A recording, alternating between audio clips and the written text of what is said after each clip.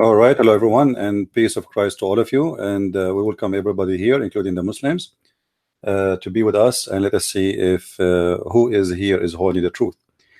Just by the way, I have received a challenge from a Muslim gentleman. His name is Khan. I think he is from India, and he offered me a challenge in Facebook, in Skype. I just saw the challenge from him, and right now he is with me live on air. We will take him in a minute.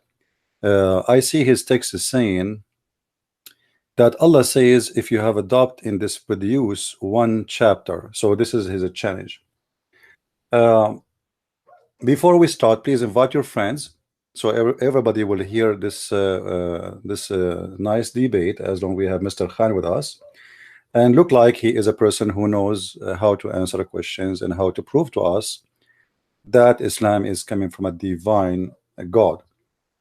So please share with everybody and invite your friends, and let us see what Mr. Khan want to say to us. Are you with me, Mr. Khan? Yeah, how are you, man? What's your name? My name is a Christian Prince. I thought you know who I am, right? No, I do not know who you are. It's my first time seeing you. So how you get to know me? I mean, why you text me in Skype? Okay, basically, yeah. Basically, there's a person named Sammy Samson in YouTube. He just makes videos in a room. Like he just talks about stuff, and he's never done a debate in his life. So I wrote in a comment that show up for a debate, show up for an argument, and he doesn't even do any arguments. Then after I got a message from Warrior who was saying come for debate, and he told you your Skype, and I said I accept this challenge. All right. So okay, no problem. You are welcome. You are welcome, Mr. Khan. So how you can prove to me that Allah is a true God? How you can prove that to me? Okay, so first of all, Allah is also mentioned in the Bible. Where? So when you open the Gospel, when you open the Gospel, it says, Eli, Eli. And your God, his name is Eli? Your God, his name is Eli? Where you can find that in the Quran? Oh, okay, isn't Eli and Allah if someone shouts it like no, Jesus Allah is different. No. Allah, Allah is something, and Eli is something else. You need to prove it to me. So, what Eli? First of all, Khan. First of all, listen. First of all, Khan. Let me make my point. Khan. Who told you first that even Eli is a name of God? Is Eli is a name of God? Is Eli a name of God? I'm asking you. You started already. You're not letting me make my point. So I will make you make a point, but you just said something funny. Is Eli is a word mean God, or it is a name of God? I'm asking you. I want to learn from you. Khan. You mentioned something. We don't want to jump over. We don't want to jump over it. You see, for me, learn about me. Learn about me. I don't let things go. You say something, I will hold you with it right away. You say something, Khan. I am the kind. If you say something, and I want you to do the same to me. I want you to do the same to me. So I'm asking you now, is Eli, is the word mean God, or it is a name of God? Is Eli, don't jump. Is Eli a word mean God, or it is a name of God? Okay, what's the okay, what did Jesus call God? Tell me. This is not, I'm asking you. Don't change the question now. Don't change the question. Don't change the question. You mentioned Eli. You mentioned Jesus yourself. You mentioned Jesus yourself. Eli is a word mean. Eli is a word mean God. Eli is a word mean God. It's not a name of God. Now, can you find me the word Eli exists in your Quran? You're giving me a subjective perception, which is not even with the scripture. So tell me, what did Jesus call as God? That's the main question. This is a word mean God. This is a word mean God. Okay, can you show me one translation? Can you show me one translation? It says that the word will you are the one who mentioned something. You have to prove it to me. Where in the Christian Bible it says that the word Eli is a name of God? Where in the Christian Bible it says that the word Eli is a word which is a name of God? Can you show me that? Okay, I'll show you. Okay, show me. I'm listening. It's enough. I'll show you the reference as well.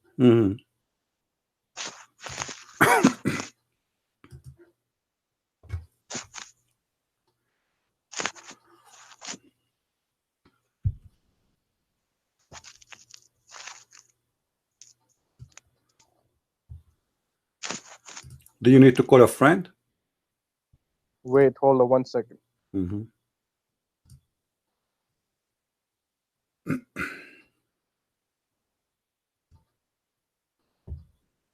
So the Testament also says Elo and Ela in the English Bible. So this is the word mean God. This is the word mean God. Okay, this is not a name, my friend. This is not a name. The question is, we know where Eli come in. Let me teach you something. Let me teach you something, Khan. Let me teach you something. Let me teach you something. Okay, if we go and read the verse in the Bible, what that word mean? What that word mean? Okay, I'm asking you, is it a name or it's a God? Why you don't want to answer? Is that a word? Is that a word mean it's a name? I want a final answer from you. I want, listen, no, I will not let you finish. Here, you see, I am a Christian prince. I don't just debate like others. I hold you with your words. You are a man. I am a man. You are not a kid. So you said to me, Eli is the name of Allah. Is your God Allah? His name is Eli. Where do you get from? You know what? Let me make a challenge for you. Let me make a challenge for you. Can you prove to me once in the Quran the word Eli is appearing? Can you show me the word? If the word Eli is the name of Allah, listen, Khan, listen. We are not kids. We can't debate by shouting. We can't debate by shouting. People, they want to hear your answer. I'm trying just to get an answer from you. Don't just shout. Can you show me one verse in the Quran? It says that Allah, His name is Eli. I want to see it. Can you show me one verse in the Quran? Where in the Quran we can find Allah saying, my name is Eli? You Muslims have 99 names for Allah. Listen, this is a challenge. I want to show everybody that you Muslims, especially from India and Pakistan, you have no idea what I'm talking about. You have 99 names. Don't talk like, listen, Abdul, don't speak like Zakir Naik to me. We cannot talk at the same time. Can you show me the word Eli in the 99 names of Allah? If we open right now a Muslim website showing the 99 names, can you show me the word Eli? The mic is yours. I'm listening. I'm showing you, but you're not listening. Where? Show me. That's the problem. Go ahead. I'm telling you. What did Jesus call his God? Jesus called Eli, Nama Sabachthana. This is what Jesus said. Do you know what? Okay, what? Translate. Okay, translate. Jesus called his God. Translate. No. What the word mean? Eli. Wala mashbaqtani. Translate for me. Translate for me. What is that? You know the translation. What are you asking me for? yourself? You see. Are we a bunch of kids? You quote for me a verse of Jesus saying something, but you yourself, you do not know what that does mean. I'm asking you. You are the one who quoted, not me. Don't tell me you are the one. Listen, Abdul. What's wrong with those Abduls? Each time I get an Abdul, he don't want to answer. What's wrong with you? Oh, what I'm asking you, translate for me the verse you just quote for me. I'm listening. The mic is yours. No, I'm asking you. No, you translate. You are the one who quoted. I'm not me. You are the one who translated for me. Go ahead. What did Jesus call his God? You just say it. You just say that. Don't repeat yourself like a crazy man in front of the mirror. I'm asking you now. Translate the verse. Translate the verse for me. Translate the verse for me. What that verse mean? Why wouldn't Jesus forbid saying this name for? Why? Abdul, first of all, this is not a name. I just told you this is a word meaning God. This is a word meaning God. This is a word meaning God. Are you stupid or what? Are you a stupid or what? I'm asking you, can you read the translation for me? Can you? It is a word mean God. It's not a name of God. Now, I'm asking you, where you can find, even if Eli, lima shabaqtani, can we find that in the Quran? Can you show it to me? Okay, why? It's the Bible. Why do you want in the Quran for? Jesus because you said Allah is in the Bible, you idiot. What's wrong with you? Yes, if someone Allah matches with Allah. No, it doesn't match. Doesn't match. What is Allah and Allah? What are you talking about? Allah is Il. Ishmael. Let me teach you. Shut up. In the Quran, if we go right now, you will see your fake God. You don't talk because I muted you. You are just a kid. If we go in the Quran, I will give you a mic because we cannot talk in the same time. Do you see the word Israel? The word Israel is Israel. This is a word meaning God, you idiot. Your God Allah, who is a thief Muhammad, he stole the word from the Jews, but we cannot find anywhere that this word exists in the 99 names of Allah. If we go and check Ishmael, it's the same, Ishmael. If we ask Muhammad what Israel means, they don't know. Who is Israel? They don't know. Now the question is for you. Where we can find the word El mentioned in the Quran as a name of God? The mic is yours. No, let me finish, man. Let me finish. Go ahead. I'll prove your religion right now. I'll prove how Paul ruined your religion and the Bible is corrupted fully. No problem. No problem. We'll go to Paul one by one. Don't jump like a monkey. Don't jump like a monkey. Don't jump like a monkey. One by one. The Bible. Okay. The coming of Muhammad, peace be upon him. It's mentioned in the Bible the name of Allah itself. Where? Okay, where it's mentioned in the Bible the name of Allah. Let us finish the first one, you idiot. What's wrong with you? Abdul, where we can find, shut up, you idiot. What's wrong with you? Where we can find the name of Allah in the Bible? You quote for me El. Allah have 99 names of them and none of them is El. Can you show me the word El between the 99 names of Allah you Muslims believe in? Yes or no? Yes or no? So it is not in the 99 names of Allah, correct? Do you agree? Don't talk like rubbish. I want an answer. Do you agree that if we go and look in the 99 names of Allah we will not find El? Yes or no? Oh, I'm asking you. You said Jesus is the Son of God. We said he's the Don't change the topic. Don't change the topic. Where we can find Allah in the Bible? You idiot. What's wrong with you? Why Allah never said El? Why Allah never said I am El? Where we can find in the Quran Allah saying I am El? Bible tells people to lie. If you open when God is referring to Ahab, are you going to jump like monkeys? Are you going to jump like monkeys from topic to topic? You are a monkey. Are you Zakir Naik? Listen, Abdul. The Bible teaches people to lie, and Allah is mentioned in the Bible. If you go and look in chapter 10 of chapter 13 of the book of the Prophet, it said that the Muhammadim. Don't be stupid with me. We finish topic by topic. I will spank you and I will make you read before you leave. Now show me where is the word Allah in the Bible and show it to me in the Quran. I'm listening. Jesus says, my Father is greater than I. Then don't change the topic. Don't change the topic. Don't change the topic, potato. Don't change the topic, potato. You are a potato. You are a potato. You are a coward. Why you are jumping from topic to topic? Aren't you a coward? Okay, hold on. Which topic you want? Which topic you want? Choose one. Which one you want? I want the topic where I make my point. Which one? If you interject me, I'm gonna go points. Stupid. I'm gonna go without the you are a stupid liar like your prophet. Give me a topic you choose and promise me. Promise me. You will not promise me. Hold on, stupid donkey. I cannot find a Muslim is not a donkey.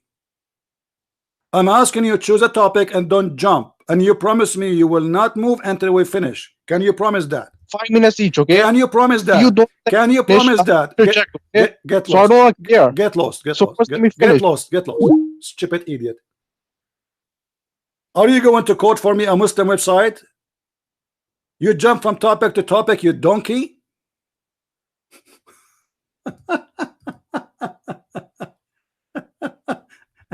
I don't know.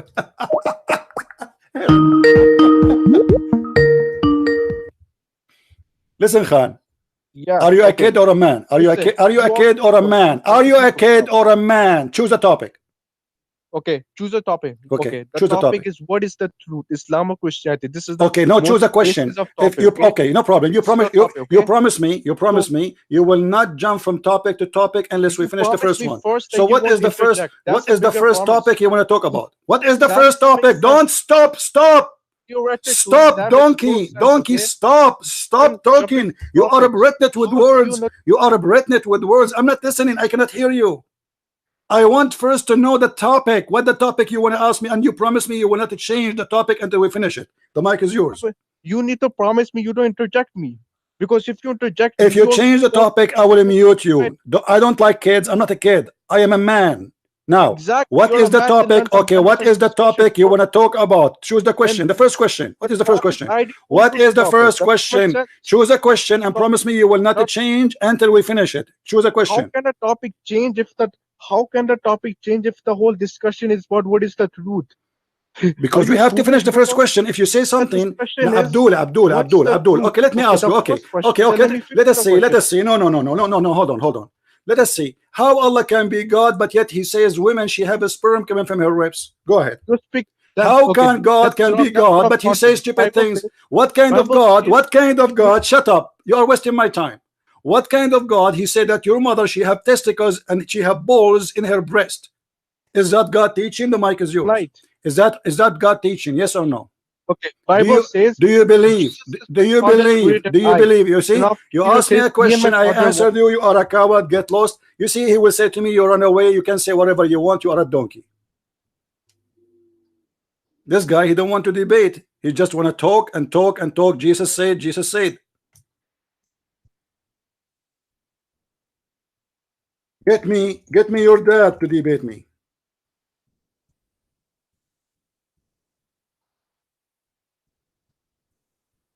And now you are recorded in YouTube and everybody will laugh at you.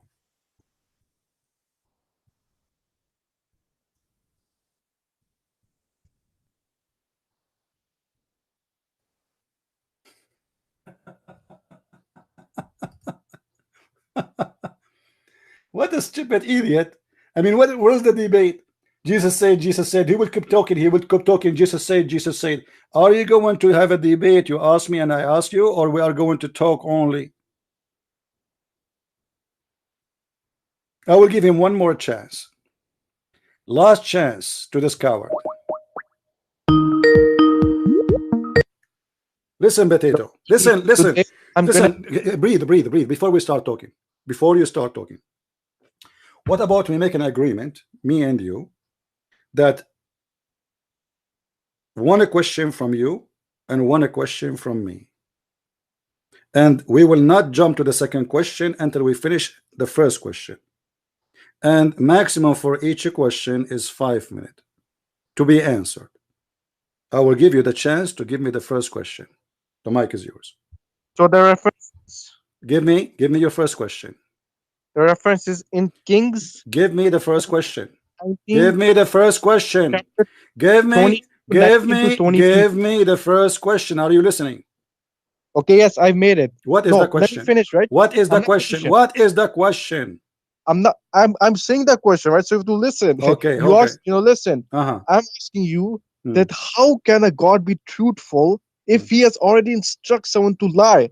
So in Kings chapter 22, verse 19 to 23, it says that God used a lying spirit to deceive Ahab. So why does God have to prove us to lie to Ahab? And this guys has said your Bible is false, and your God uses fallacies to say people how to lie. All right, thank you. Are you done? Are you done? Should I answer? Should I answer now? Yeah. Okay. Yeah. First of all, the verse you are quoting for me, it's about a person who is a bad person like your prophet. So he is going to be deceived by the lying spirit, which means he is following Satan. God created Satan, and he is allowed to go and do whatever he can. But if people don't follow him, they will not be able to be deceived. However, let me answer, donkey. Don't answer, don't talk. And you are the one who said, I muted you because now it's my turn to talk. You are the one who said that God who teach people to lie, he cannot be God, and that can be found in the Quran in chapter 3 verse number 28, where Allah he encouraged Muslims to do taqiyya. There's a huge difference between someone he was deceived by the lying spirit, which is the devil, like your prophet, and if you don't follow the devil, he will not be deceived anyway. And someone he claimed to be God, but yet he is teaching the Muslims to lie to their enemies and to lie to their friends and to lie to their family. You're a prophet, he said, you can lie in 3 cases: to your family, which means your wife and your children, to your friends, and to your enemy. So your prophet, according to your words, he is the devil. The mic is yours. I'm listening. What is your reference? I gave you the reference. What is it? Okay. Chapter 3, verse number 28. Chapter 3, verse number 28. This is Shia. Chapter 3. Abdul, this is Quran. This is Quran. Tafsir al-Jalalain. Tafsir al-Jalalain is a Sunni. Is a Sunni tafsir. Is not a Shia. Quran is not the book of the Shia. Is Quran the book of Shia? Is the Which Quran? Book are you? Okay. Is the Quran? Maybe any scholar. Imam Shafi, Inafi, Imam Abu Utaymin, that has said that taqiyya is lying. They've studied all their life. So you need to quote from that. Let me ask you.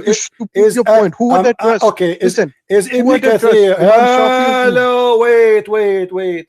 All the scholars I'm showing you in front of me. Listen. Stop talking. You asked me to show you, right? Al-Jalalain in front of your eyes. He is a Sunni scholar. Yes or no? Who?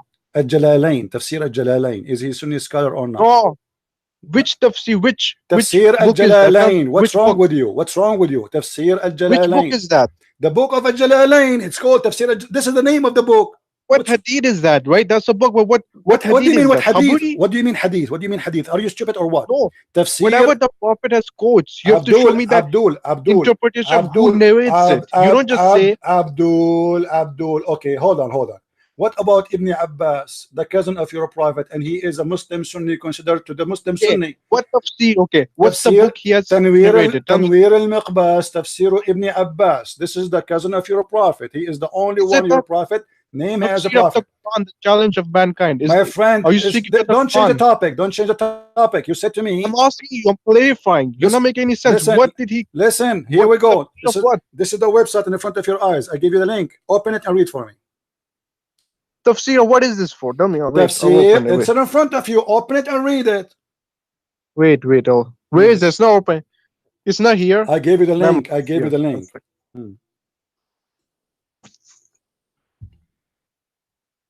Please, guys, invite your friends. We have Mr. Khan. He is a scholar. He have 10 degrees in Islam and 7 degrees in Christianity and 1 degrees in cooking camel urine. Let us see what he will do now. He will change the topic. How does this prove lying? I've proved to you, Matthew. Answer. I answered you. This is God. This is God. Instructed. The verse. Don't change the topic. Don't change the topic. You said to me, "Shut up, you idiot." What's wrong with you? Stupid donkey. And people blame me why I call Muslims donkeys. You said to me, show me where it says that, and show me the tafsir, and now I give it the tafsir, supposedly you will read it. Why you are jumping to Matthew? Read it, and then you can tell me about Matthew. I like to listen about Matthew. But first, I want you to read this, because you are the one who said, the God who teach people to lie is not God. You are the one who said that, not me. And this is Tafsir Ibn Abbas for the Muslim Sunni. This is not for the Shia. And the Quran is not the book of the Shia. This is in the Quran. Now I'm listening. The mic is yours. Read for us. This proves nothing for lying. How does it prove it? Read it. Okay, read it for us. Read it. Read it. It never proves someone to lie. How does it prove it? Okay, here we go. Let us see if it says that. It says that the Muslims cannot take the non-Muslims as a friends or protectors unless what?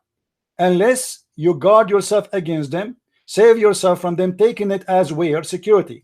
Saving yourself from them by speaking, by speaking in a friendly way toward them while your heart dislike this. So you speak to me in a friendly way, but your heart, you hate me. Why you do that? Yes, because you're a liar. You're a liar. That's why. So you guys, did you hear it? Did you hear it? Because I am a liar, he is allowed to lie to me? Bible, your Bible is the biggest taqiyya in the world. You know how? Because this book instructs to lie to Ahad. This is the biggest taqiyya ever. I answer you. Exactly. I answer you. Okay, what about your prophet saying they can lie to your wife? What does that mean? Okay, where? Show me the hadith. Show me the interpretation. Show me the 4 schools of thought. Show me that challenge. Oh, for a school of thoughts. Yeah, they have studied all the lives. All right. Hold on. The Bible. Hold on. Hold your horses. Okay. Bro, this is the hadith in the front of me. It says that the Prophet has stopped talking. Stop talking. Breathe. Here we go. This is your prophet. Can you see that? Can you see YouTube with me? Can you see YouTube? I want you to look at YouTube, please, so you can see the screen with me and you can read. This is your prophet. I'm just discussing. I don't believe in false channels like yours. What channel? What channel? I'm not showing you any channel. I'm showing you the hadith. Yeah. Okay. Yeah, I'm showing you the hadith. So what are you talking about? What are you talking about? Listen. I'm talking about you are saying the prophet instructs us to lie. All right. Show me proof where it's written. I'm showing you. Here we go. Read with me. Yeah. Read with me. You read it. Okay, where is it? 1 second. Read with me. Send it on Skype. It is not lawful to lie except in 3 cases. Who said that? The Messenger of Allah. Jami'ut Tirmidhi. The hadith is Sahih. And this is the link. What's the three cases? Open and read. Open and read. Here we go. This is the link. What's the three cases? Open and read. Does it say that your prophet, he said, you can lie to your wife, you can lie during the war, and you can lie to between people, which means between your friends? Okay. What do the 4 schools of thought who've studied all their life? You tell me. Don't tell me what the school of thought. You tell me. This is Muslim Sunni. You tell me. Okay, show me Abdul. What the Muslim school of thought said about this? Show me. No. Show you what? You are the one who answer me now. It's your turn to answer me. I did hit you with my question. Now you show me the school of thought, what they said about this. Show me which school of thought you want. Choose whatever you wish and show me. Let us love together. I will make you the joke of everybody. I will make you today the joke of everybody in YouTube. You are recorded and this video will spread all over. Answer me. What is the school of thought? Don't change the topic. Listen. Don't change the topic. Show me the school of thought. No, I insist. No, I insist. You are the one who mentioned the school of thought. I insist. I want the school of thought. I want the school of thought. I want the school of thought. I want the school of thought. I want the school of thought. I will not let you go without showing me, because the school of thought will make you shish kebab. You are the one who said what the school of thought showed about this. Why you don't want to show me? Show me so we can laugh together. The mic is yours. This word. Show me the school of thought, you donkey. You are the one who asked for it. You are the one who asked for it. You donkey. You donkey. You are stupid. You are stupid. You say things you don't mean. Do you mean it really when you said to me school of thought? Did you mean it? Did you mean it? Did you mean it when you said that to me, or you don't mean it? Please her. What? What's again? You have shown me this hadith where it says something the man tells his wife to please her. So tell me, what interpretation is this? You tell me that. You tell me, what does that mean? What does that mean? You tell me that. What you tell me? You made that. Tell me what does that mean? The wife, she will ask you. The wife, she will ask you, did you marry additional women? You will say, no, honey, I did not marry additional women. You are the only woman I have. Okay, this is a lie or not? No, you tell me. I just told you. I can show you the fatwa. I can show you the fatwa that a Muslim, he can lie to his wife in any purpose he wish, even including marriage. What is this? Show me. Show you what? I just showed you here. You want me to show you the fatwa? Yeah, show me. I challenge you. Show me. All right. So if I show you, what you will do? You promise me to open the camera and do the monkey dance? No. Why? Why not? Why not? Burning hell. So there's also a challenge by Allah after this. Okay, hold on. Let me search for the fatwa and I'll show it to you. Hold on. Yes. Yeah, prove me that. Okay, hold on. Yeah. And tell me about the man, he is lying between the people until I find you the fatwa.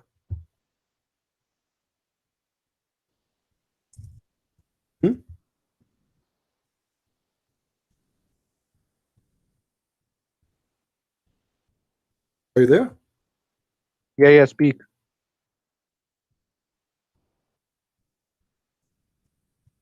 I'm waiting for your answer.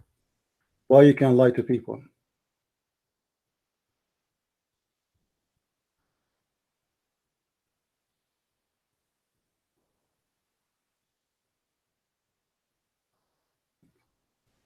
I'm waiting. Yeah. Bro. Yeah. Yes. What do the 4 schools of thought mention in this? Bring me. You are the one who has to mention it, because you are the one who taught me about it. Yeah, I just learned about this from you. So I just learned. Means I just learned about this from you. Your Bible. I want you to show me the school of thought. In all senses, okay. Okay. Here it mentioned that you're not. Listen. Why you don't want to explain to us how you can lie to your wife until I find you the fatwa? I'm explaining you, right? So listen, I'm explaining you, right? Okay. So here it says in this hadith, you have told me it is not lawful to lie except in 3 cases. Something the man tells his wife to please her. Okay, so you can lie if you find your wife ugly. You can say she looks good. This is one thing, right? You're not lying. You're just making a preceptional claim. Okay. Second, to lie in war. Who would ever be truthful in war? No one would, because you're there to deceive your enemy, right? So third, it says to bring peace. You can bring peace by saying other stuff which is Chanel assumptions. That's how you can lie in three stuff. Hmm. While your Bible says, okay, so you can lie to your wife. We start with the first one. You can lie to your wife for what reason? What reason you can lie with your wife? Now coming to your Bible, it says God has instructed Ahab. Don't go to my Bible first. We finish. I answered you about the Bible already. You need to answer me about this hadith. I showed you Quran. I showed you hadith. Why Allah saying that the prophet, which is why Allah, why Muhammad, why the God Allah, he says, why the God Allah Muhammad, he says that the man he can lie to his wife. Why? Give me a reason. Give me a reason you can lie to your wife. Give me a reason. Give me a reason. Give me a reason. Shut up. Shut up. Don't keep talking. Give me a reason so people will understand how you can lie to your wife in Islam. What is the reason? What is the reason? Life also works here. There's only three places. While in the Bible, your God. Don't change the topic. Don't change the topic. Don't change the topic. Don't change the topic. We will go to the. We will go to the Bible. We will go finish this one. Abdul, you promised me. You promised me if I show you, you will answer. You said nowhere it says the prophet you can lie. Now your prophet, he said you can lie to your wife. You cannot lie. Explain to us how you can lie to your wife. How you can lie? How you can lie to your wife? How you can lie to? I answered you about. I answered you about that already. Don't repeat it again. It's boring. It is boring. You are repeating the same question again. Why your prophet saying you can lie to your wife? I want an answer. Well, I'm telling you, you can, because there's such circumstances where you want to please. Like someone. What? Like what? Like what? Give us an example. Give us an example. Okay. For example, your wife makes food, right? You don't like the food, but you're saying it's good. That's one exception where you can lie, because there are some relationships which have to have a bond with it, some preception or assumptions. No, second thing, in war, it's common sense to lie in war. Who would say the truth to deceive the enemy? Okay. Third, okay, hold on. So is that the only case? Is that the only case? Is that the only case in Islam you can lie to your wife about marriage? So it's only about food. Okay, I found the fatwa. I found the fatwa. Shut up. I found the fatwa about lying to your wife about marriage. Potato, shut up. You asked me to show you the fatwa where it says you can even lie about marrying a new wife, and the fatwa now is in the front of me. I want you to open the fatwa and I want you to read for me what the fatwa say. What do you say? Are you going to deny it now? You challenge me to find with the fatwa that you can lie to your wife, including about your marriage. Now I'm listening. Read it for us. Read it for us. Read the fatwa. No, read the words over. I just gave you the link. Read it for us. Fatwa makes sense. Doesn't make sense. Islam makes sense. Islam. Your prophet said you can lie to your wife to make her happy, right? Okay. Here we go. This man. Right? This is a guy. This is a guy who did marry a woman, and he have now a first wife and second wife. Is it lawful for him to lie to his first wife about his marriage? Yes or no? Yes or no? What time are you available? Don't tell me you will run. What time are you available? I'm available. I'm available all the time. Read for me the fatwa first. If you want to leave, you can leave after you read the fatwa. No, okay. I'm saying it's called. If you, without these three exceptions, Abdul, if you give me any other reason, it makes no sense. Abdul, I gave you the fatwa. I gave you the fatwa. Shut up. Shut up. Potato, son of Mut'a. I swear to Allah, I will divorce my wife, and I will wait for you until you divorce your wife, and I will marry her, and then I will be the father of your babies. What a filthy religion. Women, she exchange husband because he divorced her 3 times. Now read with me the fatwa. Does it say there that you can lie to your wife if you marry second wife? Yes or no? Yes or no? Yes or no, coward? Yes or no? Yes or no? So why you lie to us? Why you lie to us and you say this is about lying about food? Why Muslim they make it about silly stuff? You know, your wife, she asked you, is the food is good? You say yes. This is not about, you can lie about anything you want. But you see, guys, how they try to make it as like not a big deal. I mean, you can like your wife. You know, she asks you, I'm pretty. You say yes, but even she is ugly. This is not. This is about seriously. This is the coward. He hang up, guys. This is a very serious, filthy teaching of Muhammad. If the man and the wife, they cannot trust each other, even about marriage. Even he can lie to his wife about having second women, which means he's sleeping already with second women. I mean, don't even the women deserve to know that this guy he have a new wife?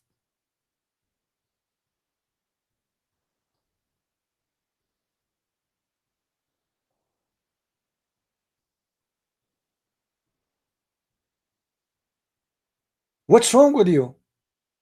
What kind of religion allowed in the man to lie even about his marriage?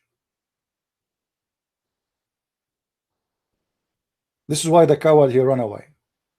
Which time you are available? You know, those people, they think they can say things to me and they can get away with it. This is you cannot do that with a Christian prince. You cannot do that with me.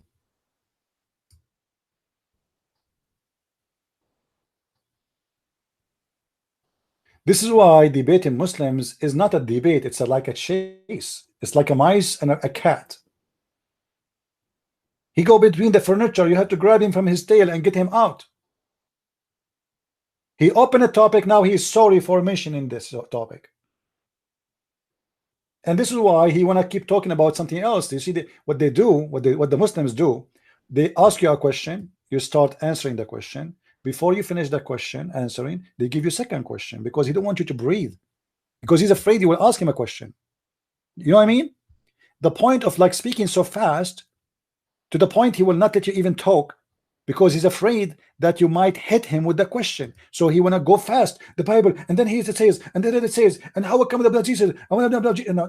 He jumped from place to place because he don't want you to hold him from his stupidity. You cannot do that with the Christian prince. What he accused us with, it is the teaching of his God. And the teaching, you see, what he quote for us from the Bible is about a bad person who is following Satan anyway. God, he created Satan, but he did not create him in Christianity as Satan. He created him as an angel. He disobeyed God and he did choose willingly, not like in Islam. Shaitan in Islam is a victim of Allah. Allah made him shaitan.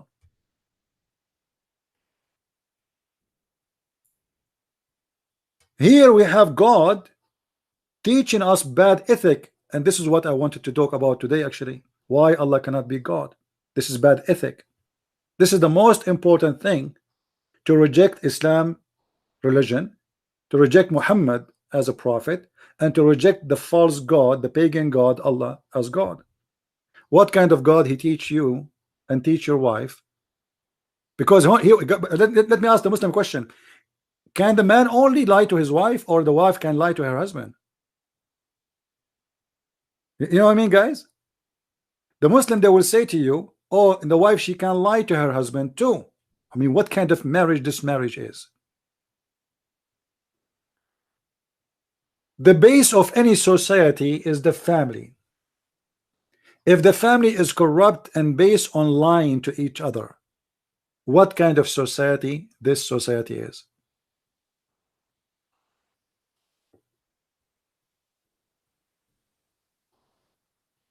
Well, he hung up and he left. Coward. What time you are available? What do you mean what time you are available? I'm here. Did I tell you I'm leaving? What time you are available?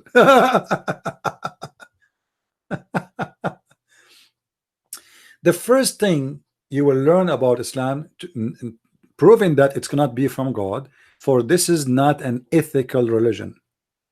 As you see, you can lie. You see, I can understand that you are lying in the case of the war, you know, like the enemy capture you and you will not tell the truth, otherwise you will hurt your friends, your country, no problem.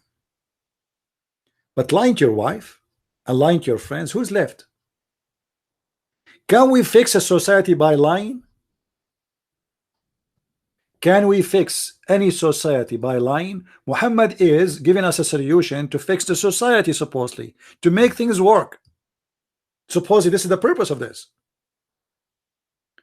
Can I make my family better family by lying to my family? What's wrong if my wife, she made a food is not tasty, I say to her, oh, too much salt? What's wrong with that? Because if you lie now, tomorrow she will make the same cooking the same way, and you will eat the same shit. Excuse me. Is that correct, guys? What the point of this lying? Why you don't tell me that my cooking today was bad? What's wrong with that? Tell me. It's not a crime to tell the truth. Are you getting my point? He gave us an example. We will go with his example. Your wife, she cooked for you, tastes like garbage. Honey, do you like my cooking? Oh yeah, yeah, sure, lovely, yummy, yummy. Man, and like inside you say, what the heck? This is tastes like shit. Excuse my language. She will do it the same second day for you because you just said it's so yummy. I mean, how? What a stupid answer. How you can fix life by lying? You know the what Jesus says about lying. He said, "Lie, all lies is from the devil. All lies. There's no good lies. There's no good lies. Lies is a lie. In Islam, Muhammad, he is teaching us that those are good lies. And what is the good lies? Is to lie to your wife to please her. And this is why we see a fatwa that a man, he can lie to his wife if he have a second wife and the third wife, which means he lied to the first one, he lied to the second one, he lied to all of them. He will tell each one of them that she is the only wife he have, but in fact he is sleeping with 4.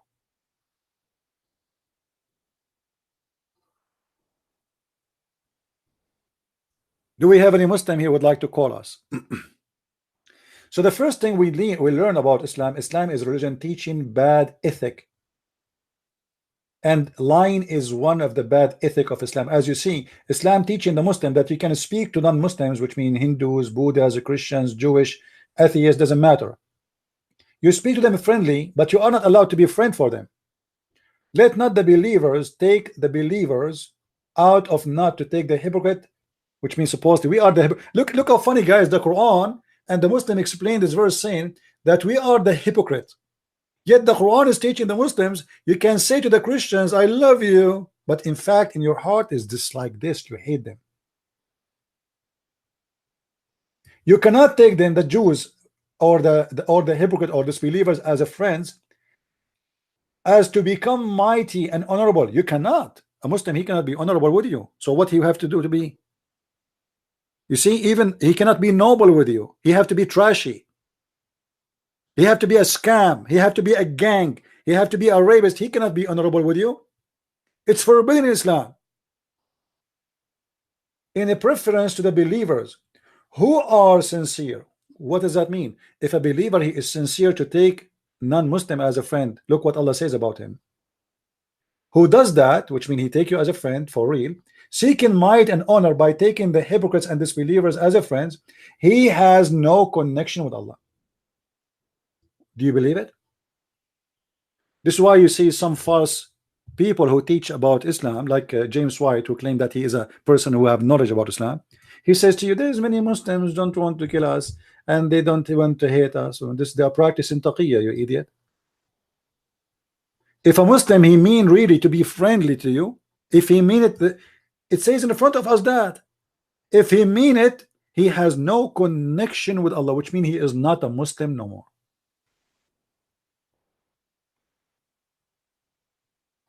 Do you see it?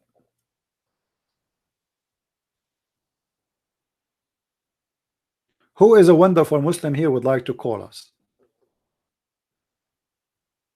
To be honest with you, when a Muslim he called me, I feel like I'm afraid. I feel like, oh boy. What the school of thought they said about this school of thought? I love it when a Muslim he speak a language he himself do not understand.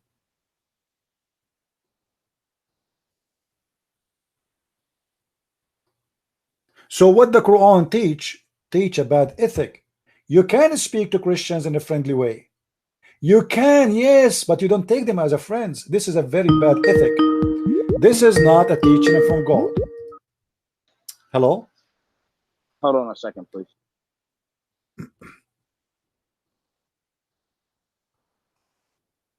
Well, call me when you are ready. Don't tell me hold on a second. When you already call me, don't put me in hold. I mean, am I your friend to put me in hold? Hold on a second. That's funny. A Muslim calling and hold. He is the one putting me in hold. Hello. Hey, how are you doing? I'm fine. How are you doing, Mr. Aziz? I am doing wonderful at the moment. So you are a Muslim, Mr. Aziz? Yes, I am. Okay. Why you think Islam is from the true God? Well, let's talk about what you were talking earlier. Which is about the lying and I mean, we can go any way you want. The thing is, no problem. Let us start a French because we heard what your friend said. Let me clarify something. All I'm going to talk about is common sense. Reason why is because I am not a scholar. Okay, I haven't studied Islam in a long time. All I do is the regular practice. Okay. If you ask me about questions, I have to look it up on Google and find the source that I believe in. Okay. Or that I follow. Okay, now we are talking about something. Let us go for it then. You know, here in front of us, chapter 3, verse 28, it says you cannot take the Christians and the Jews as a friends, but you can lie to them, saying to them that you are a friend to them. What do you think about this? Well, I don't think that is true, because part of being a Muslim is to follow God and the prophets. Okay. Correct? All right. And the very most popular story about the prophet is that his neighbor was a Jew. Can you show me the reference? A reference. Sure. Yeah, because I never found this reference. By the way, can you read Arabic? I will learn from you if you want to teach me, no problem. But go to the topic now. Can you show me the friend of the prophet who was a Jew? I want to see that. Hold on. Okay, show me. Hold on a second, please. Yeah.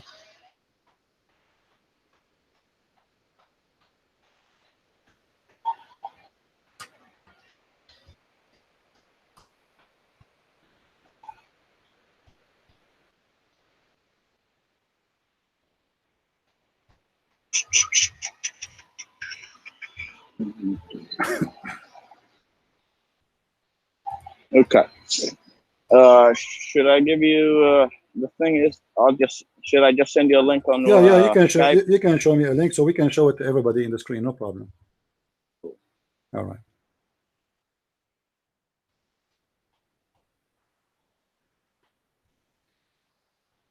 All right. I will open for you. Yeah. Go ahead and okay, I will open the reference you gave me. By the way, my reference is I learned it in 2 different schools, and that's back when I was a little child. Yeah. And 2 different countries. Okay, but as I know, the reference you gave me is not a reference. Is that a reference, really? I don't know. What do you mean by a reference? You gave me a link. What is the reference for the story of the Jew? Hold on. And the prophet at their own school of learning aimed they would decide and worship, educate themselves. There is no compulsion in religion. Well, I thought you want to tell me the reference about the Jew, because that reference, my friend, is a lie. Do you know that? The Muslims, how can it be a lie? Well, it's a lie. Give me the reference then. It's a lie. Give me the reference. I will give you 10 years to find the reference about that story. What do you say? Well, it is in the Sirah of Muhammad. Show it to me. Do you really want to read the Sirah of Muhammad? My friend, we are here to. You said to me, you are the one who said to me. That's what I'm asking. Aziz, you are the one who said to me, I am not a scholar, but I have a common sense. And now you mentioned to me common sense. You said to me, there's a story. There is a story. Then you need to show me the story. What I know about this story is a fabrication. There's no reference of it. Okay, well then there's no point. There's no point to mention it. Then don't go there. Then you win the point. Okay, no problem. Then you said to me that there is a verse in the Quran that says there's no compulsion in Islam, correct? Okay, what this verse is about? What chapter? What verse? That's what it says in the source. Where? What chapter? You are reading from me, right? Chapter 2. Just to be sure, we are reading the same thing. It says, let's see. Let me go in there. chapter 2, ayah 256. Correct. Okay. But this verse, my friend, is about the opposite. It's about a group of people don't want to allow their children to convert to Islam. So the Prophet, he said, you cannot force them not to convert to Islam. This is not about forcing people not to convert to Islam. It's about forcing people not to accept Islam. Which means if you are a Christian and you have a son who want to convert to Islam, Muhammad saying to him, you cannot force your children into a religion he don't want. But the Prophet, he said, the one who changed his religion, kill him. Is that correct? That is correct. Okay. Yeah. So that means this verse doesn't go for the Muslims. This verse must be about something else. Because if you change your religion, you are going to be killed. So here, some of those people. Okay, my friend. I don't want to interrupt. Yeah. Go ahead. You see, you said you speak Arabic, right? And this is Tafsir Ibn Abbas. There is no conclusion in religion. No one from among the people of the book and the pagans should be recorded to believe in the divine of the oneness of Allah after the Arab embrace Islam. So this is revealed about a bunch of people who they are not letting their children to convert to Islam. So Muhammad, he said to them, you cannot force people not to convert to Islam, but you just agreed that if somebody decide to leave Islam, he will be killed. So how does verse fit with the agreement that Muhammad will kill anyone leave Islam? That's mean you will be forced to stay as a Muslim. So this verse have nothing to do with what you said, and the interpretation of the verse proving that this is about a group of people. They are not allowing their children to convert to Islam. Who Muhammad, he said to them, oh, you cannot do that. You cannot. You force not your children not to join the religion. We cannot. There is no enforcement on them. But so may I speak now? For example, you're a Christian, correct? I can't force you to become a Muslim. That's not true. That's true. I can't force you to become a Muslim. Okay, read for me chapter 9, verse 29 then. I can't read. I'm working at the moment. Okay. But do you know what verse? Do you know what chapter? Do you know what chapter 9, verse number 29 says, Mr. Aziz? No, I don't. Okay. Let me help you. I don't remember. No problem. No problem. You are an Arab, as I understand, correct? Yes, I am. All right. You know Ibn Kathir, correct? Ibn Kathir? Yes. Yes, I've heard of him. Is he trustworthy for you, or he is not? I don't know who he is. I've heard of him, but I don't know who he is. Which scholar you agree with? Which scholar is yours? Your favorite? I don't have a favorite. You have to give me something. Then should we go to Ibn Kathir then? Just look up whatever you want. Okay, no problem. You see, I'm just trying to help you. You see, in your statement. Okay, you said we cannot force you to convert to Islam. This is not what the Quran says. In chapter 9, verse number 29, it says that Allah, he ordered the Muslims to fight and to kill the Christians and the Jews unless they pay jizya or they convert to Islam. And this jizya have to be done with humiliation and have to be subdued, disgraced. Read with me carefully. I don't know if you can see my screen. Can you see my screen, my friend? I can't. No, actually. Okay, let me give you a link. Is that okay? Okay, go ahead. I give you a link. Yeah, that's fine. Okay, you can open it from your side, I guess, right? Yeah, I can, because I'm calling from my phone. So yeah, I can. Can you open it for me and read for me, please? Yeah, hold on a second. Go down where it says the order to fight people of the scriptures until they give the jizya. Let's see.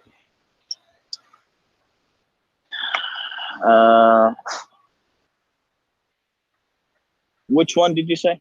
Go down until it says the order to fight the people of the scriptures until they give jizya.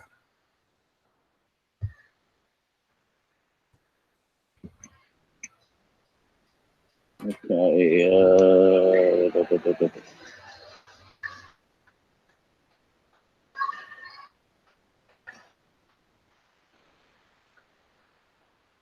I don't see it. Is it? Go down, scroll down. It says, let me find for you in Arabic, so that will be easier for you. It says, yes. Do you see it in Arabic? No, the last one that I see is لا تبدأ اليهود والنصارى بالإسلام. بالسلام. بالسلام. بالسلام. Yes. So if you go before that, all right, before that, go up a little bit. You will see it says قاتلوا الذين لا. Right. Okay. Now there the interpretation saying that you fight them for a reason. What is the reason? Because they refuse to accept Islam. So you just said to me, we cannot force you to accept Islam, but you fight me because I don't accept Islam. And then you have to force me. You have to force me to pay the jizya. And then if I don't pay the jizya, you will kill me. So why you have to force me? If you go and flip the page, or you can read the whole page there, you will see. You do agree with me? This situation is when a war is going on, correct? It's your prophet who launched the war. Yeah, but you do agree with me that Islam, my friend, this is an order for Muslims to fight this war forever. قاتلوا الذين لا يؤمنون. Fight those who don't believe, not those who are fighting you. Fight anyone who don't believe. This is an order from your prophet, from your God, to fight anyone. Okay, let me ask you. Do you read what it says there? It says that when the Arabian Peninsula was secured under the Muslim control, Allah commanded his messenger to fight the people of the scriptures, the Jews and the Christians. All right, so Allah commanded him to fight who? The Christians and the Jews. Until what? Until they believe. So this is a duty the Muslims carry on. It's not only, this is the order from Allah for all the Muslims, not only for a certain time. Actually, that is for a certain time, because can you that's prove it? When the beginning of Islam. Can you prove it? Can you prove that this was only for a certain time?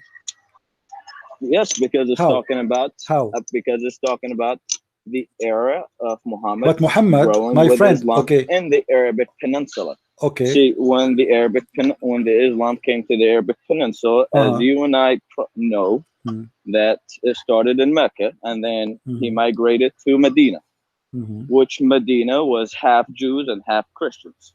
Are we good at that point? No, because I don't think that Medina was half Christian anyway. But then anyway, what was it? But that's not important. Okay, what happened next? Okay, it doesn't matter. So let's just say, as I was told, it's half Muslims, half Christians. There was a treaty that was made between the Prophet and those two tribes. The one tribe that was Jews, and the other tribe was Christians. But this is not about this, my friend. This is in the 9th year of Hijrah. Do you know how to read, right? It says in the 9th year of Hijrah. This is all is over now, and Muhammad decided to kill the Christians who are out of the Arabian Peninsula. He is done. He killed all the Christians. He killed all the Jews in the Arabian Peninsula. Read with me carefully. Yeah, it says. Read carefully, Abdul, my friend. Read carefully. Arabian Peninsula was secured under the Muslim control, which means there's nobody there except Muslims. Allah commanded his messenger to fight the people of the scriptures, the Jews and the Christians. On the 9th year of the Hijrah, he prepared an army to fight the Roman. Is that the first one? Yeah, well, it's in front of you. The same page. The Roman. There's no Roman in the Arabian Peninsula. There is no Roman in the Arabian Peninsula. Why your prophet? Why your prophet when attacked the Roman? The Roman. Yeah, it says here. As we all know, there was 3 empires back then: the Roman, the Persian, and then the Muslim. I don't care. Why he want to attack the Roman? Because the Romans took Jerusalem. Took it from whom? Took it from whom? But your prophet took it from those people that are there. From who? Who are they? Those people who are there? They are Jews. Are you sure? Or Banu Israel. Okay, but as I know, your God Allah, He praised the Roman and He believed they are good people. Of course, God is not gonna disgrace a human He created. My friend, you are saying He want to fight the Roman. He want to fight the Roman, but Allah, He called the Roman believers, and He called them a great people in the Quran. If you go to chapter 3, the Quran says that, my friend, listen, don't to jump. You said that because the Roman, they took Jerusalem, that the Roman, they are in Jerusalem for the last 400, 500 years. So nothing new. Okay, so why now He want to attack the Roman? Why? Well, you know, what the problem? And the Quran in chapter 30, there's a chapter, it's called the chapter of Rum. You heard of it? A Rum? What is it? What is it? The chapter of the Roman. Yeah, a Rum, which means the Roman. So there's a chapter have their names. Allah, He called the Roman as a good believers. So how Allah want to fight the Roman who they are good believers? How Allah wants to fight the Romans? Yeah, if they are, if He is praising them and He promised them victory, why Allah promised him victory? Okay, well, here I'll tell you why. Why? So, as you probably do know, we do respect the prophets that got sent. and Isa, which is Jesus, is one of them. Now, when Isa traveled from Egypt to Jerusalem, that's where we believe that the Bible was fabricated, and that's why. What does this have to do with my topic, my friend? My topic is this. You're going so far. I'm asking you why the prophet, giving you the reasons. Why the prophet attacked the Roman? Because the Romans changed or fabricated the Bible, and there was. But you're a prophet, my friend. The Roman have nothing to do with this for a very simple reason. Your God approving them as believers in the time of Muhammad, not after. Chapter 30 in the Quran was given to Muhammad during his lifetime, and the Roman already are Christians. Read with me what the Quran says. The Roman has been defeated in the land close by they, even after this defeat of there will be soon victorious within a few years with Allah in decision in the past, in the future, and on the day that the shall believer rejoice. So he called them as believers who rejoice victory. So how you are saying to me the Roman, they are the one who corrupt the Bible, and Allah, he called them as believers who rejoice victory soon. So who is the Jesus that made the golden? Don't my friend, don't change topic. The Quran, I'm not changing the topic. Okay, the Quran is calling the Roman, the Quran calling the Roman believers. How they are people who changed the Bible, but yet Allah, he called them believers. Okay, they're believers because they believed in a book that God has revealed. But you just said they changed the Bible. That is wrong book. They cannot be. You cannot be a believer if you believe in the book of the devil. Are you? Okay, so you can't believe in a book that is written by the devil. That is correct. Yes. So then God should not call you a believer in the true God if you believe. Like for me, my God is Jesus. Is that will make me a believer or will make me a kafir? The Quran says we are kuffar. That is correct. Okay, so how the Quran called the Roman as believers? Because God said that the Romans are disbelievers because they believe that Jesus is a God, and says that But he called them believers. He did not call them pagans. The Quran called the Christians pagans, kuffar. Yes. And so why he is happy? He's saying those Roman, they will be victorious and the believers will rejoice. Why he's happy for them to be victorious? If Muhammad, he want to kill them all, and the Romans should be killed for changing the Bible. So why Allah saying, oh, they will don't worry, be happy, they will be victorious and the believers will rejoice? 1 second, please.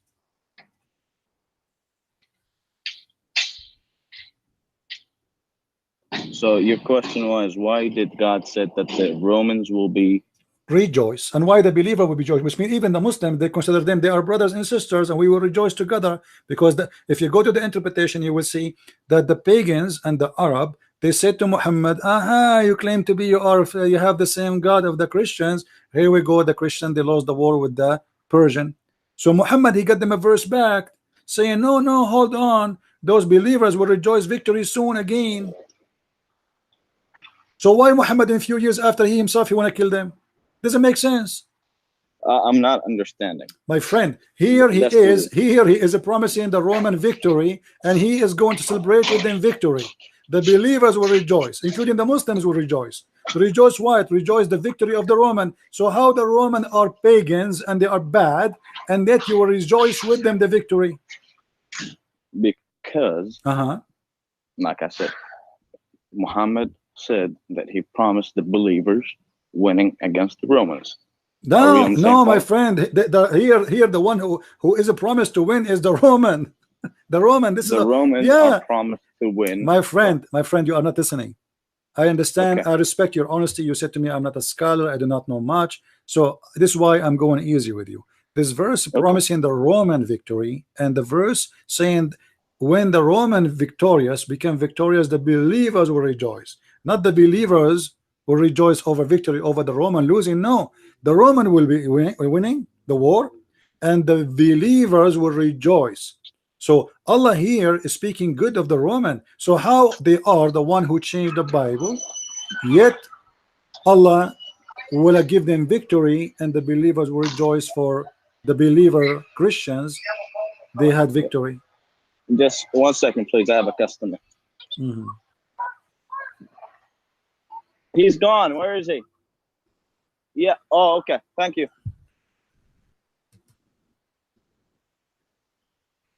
Okay, sorry. No problem. There's going to be a lot of interruption because I am at work right now. I understand. No problem. Yeah.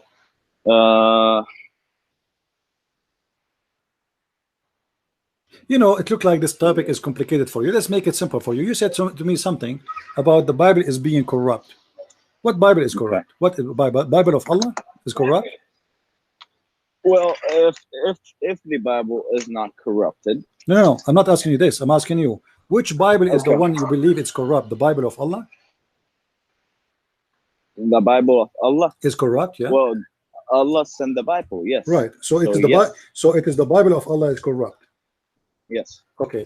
You as a Muslim, how for God's sake you accept that you have a God, his name is Allah, and he cannot protect his Bible? Well, that I don't know. Okay, I like this answer, but don't you just said that it is the prophet you want to attack the Roman because they changed the Bible, but it's the fault of who? Is it the fault of the man? The man is corrupt. People are corrupt. A human being is corrupt. If I have a book, I have responsibility to protect my book. As an example, I have 5, 6, 7 books. All of them, they are published. If somebody tried to change anything of them, I would take him to court, and I have the original to prove it. Now, this is God. His name is Allah supposedly, and he sent the book, it's called Torah, and he sent the book, it's called Injil. Why Allah is willing to protect only the Quran, but he don't want to protect the Torah and the Injil? Like the Torah and the Injil, like a yellow pages for him. It's not worth to protect them. That's a good one. That I always question myself is, why did God send the Torah and then it was messed around with, and then God sent another book, which is the Bible, and then it was messed around with, and why not the Quran messed around with? So now that I don't know the answer to. Okay, because I will help you. To me is you sound a decent guy, Aziz. You sound a decent guy. I really respect you. To me, it sounds like, what kind of God would send so many holy books, okay, yet they all get corrupted except the last one? Right. That doesn't make sense. And you are the person of sense and logic. I like that. Exactly.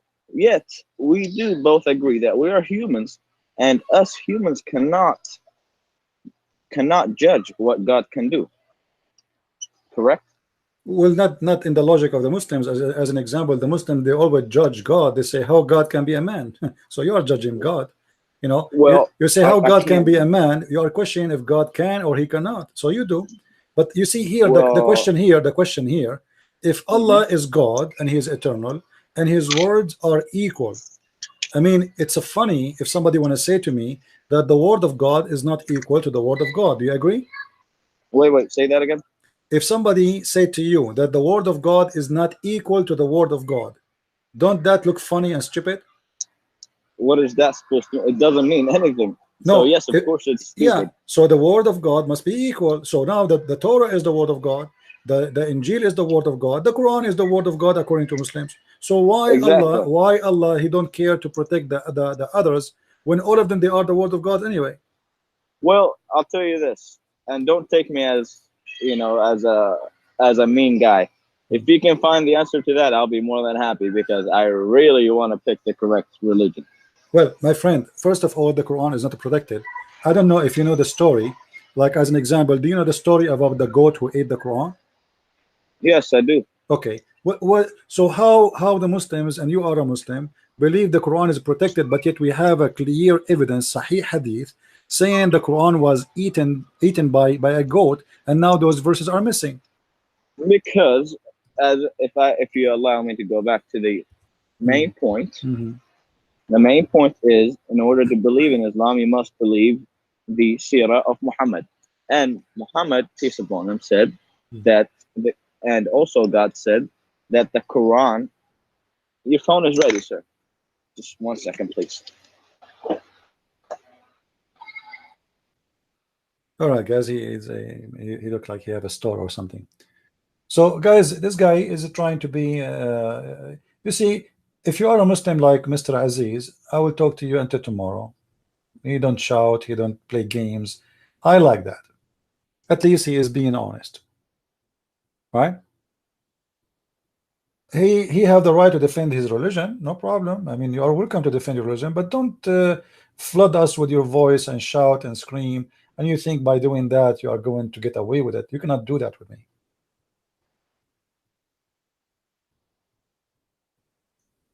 He said that he don't understand really how Allah don't, or what he will not protect the Torah, and he will not protect the gospel. This guy is in his way to leave Islam. Just wait.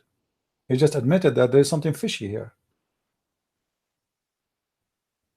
Allah, he sent 124,000 prophet, yet only the Quran he want to protect, which means there's 124,000 books are gone.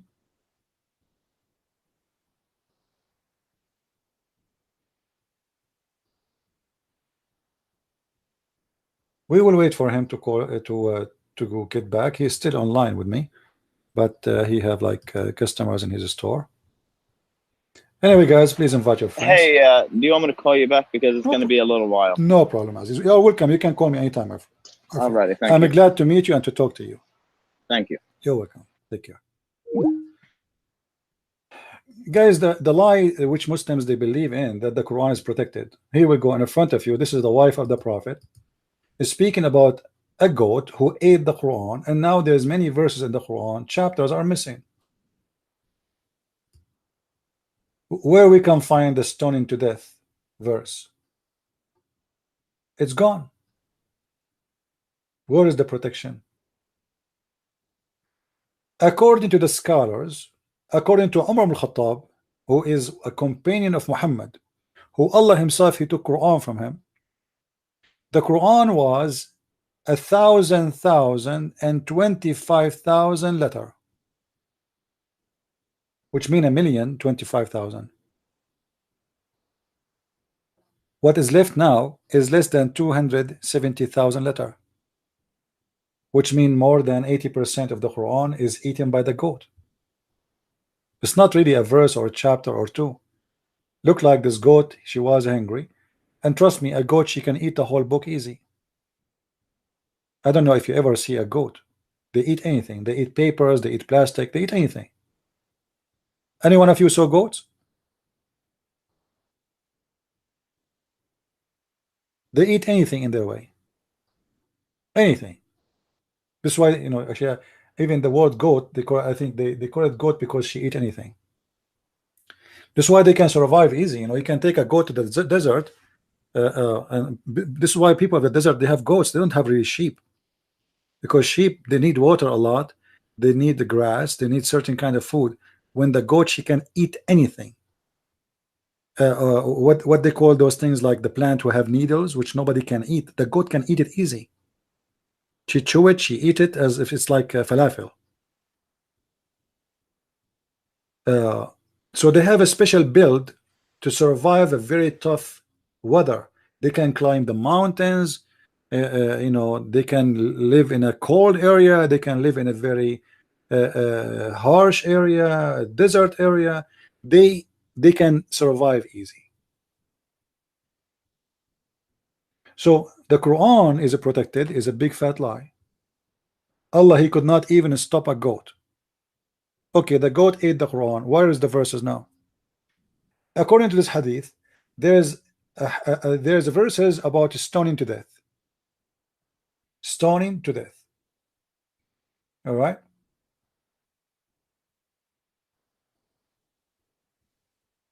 It says here the verses of stoning, which means stoning to death, are missing. This, you see here, it says the verse. Now there is no way the goat will eat a verse. I mean, imagine, guys, we have a page. The goat ate the verse. You know what I mean? Do you know what I mean? The verse is a small, tiny words. I mean, few words. The goat ate only the verse. Only this verse. So the goat ate whatever in her way, and now they are remembering the most important things. The goat ate. It is the verse of stoning. So we do not know what else is gone with it. Like the goat, there's no way she will eat only this verse and she will skip the other verse. It's not something you can lick like a yogurt in a page. The whole page is gone. So whatever in that page, at least let us say for God's sake, I mean for the sake of argument, one page. The page have in the front, the page have in the back, and there is no way two pages just a one verse. Then it says here, and the breastfeeding for adult 10 times was revealed. So those verses are gone too, which I wish they are there, because this is a verse where Allah, he ordered the Muslim women to give her beautiful boobs, mashallah, alhamdulillah. I wish I can do that every day. You know, actually I was thinking to open a drive-through breastfeeding in Las Vegas. Man, oh man, the Arab Muslim tourists, they will come from around the world to visit this store. Drive through breast adult feeding. You open your window. We have small windows where women, they put their boobs coming out, and you suckle, and you pay. I mean, we accept the credit card, we accept anything. This is the religion. You see, we go back to the ethic of Islam. What kind of ethical God he teach women she can give her boobs? You know, Muslim women, you cannot shake hands with them, brother, but we can shake their boobs and we can suck their nipples. And now this idiot goat, I hate her very much. She could not eat different verse. She ate my favorite verse on the Quran. I mean, look how lucky I am. You get all the Quran. All the Quran. What about eating the chapter about the ant? Huh? What about eating a chapter about vegetables? Why you choose this one? I mean, it's not even fair.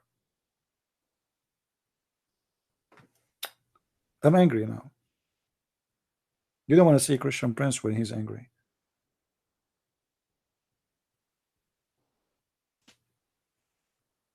Do we have any Muslim would like to give us a call? So the lie about Quran is protected is a big fat lie. Allah could not even stop a goat. And you know what? Let us say for the sake of argument, the goat ate the Quran. Let us do this. You know me. I'm very good in art, right? You know me. I'm an artist by birth. You know, when my mom, she gave birth to me, they found the pen and the paint brush in my hand. You believe it? Yeah, I don't know where I get them from, but they found it in my hand. It's a true story. You can find it in Sahih Bukhari. So if we go and we say that there was a goat, this is a goat.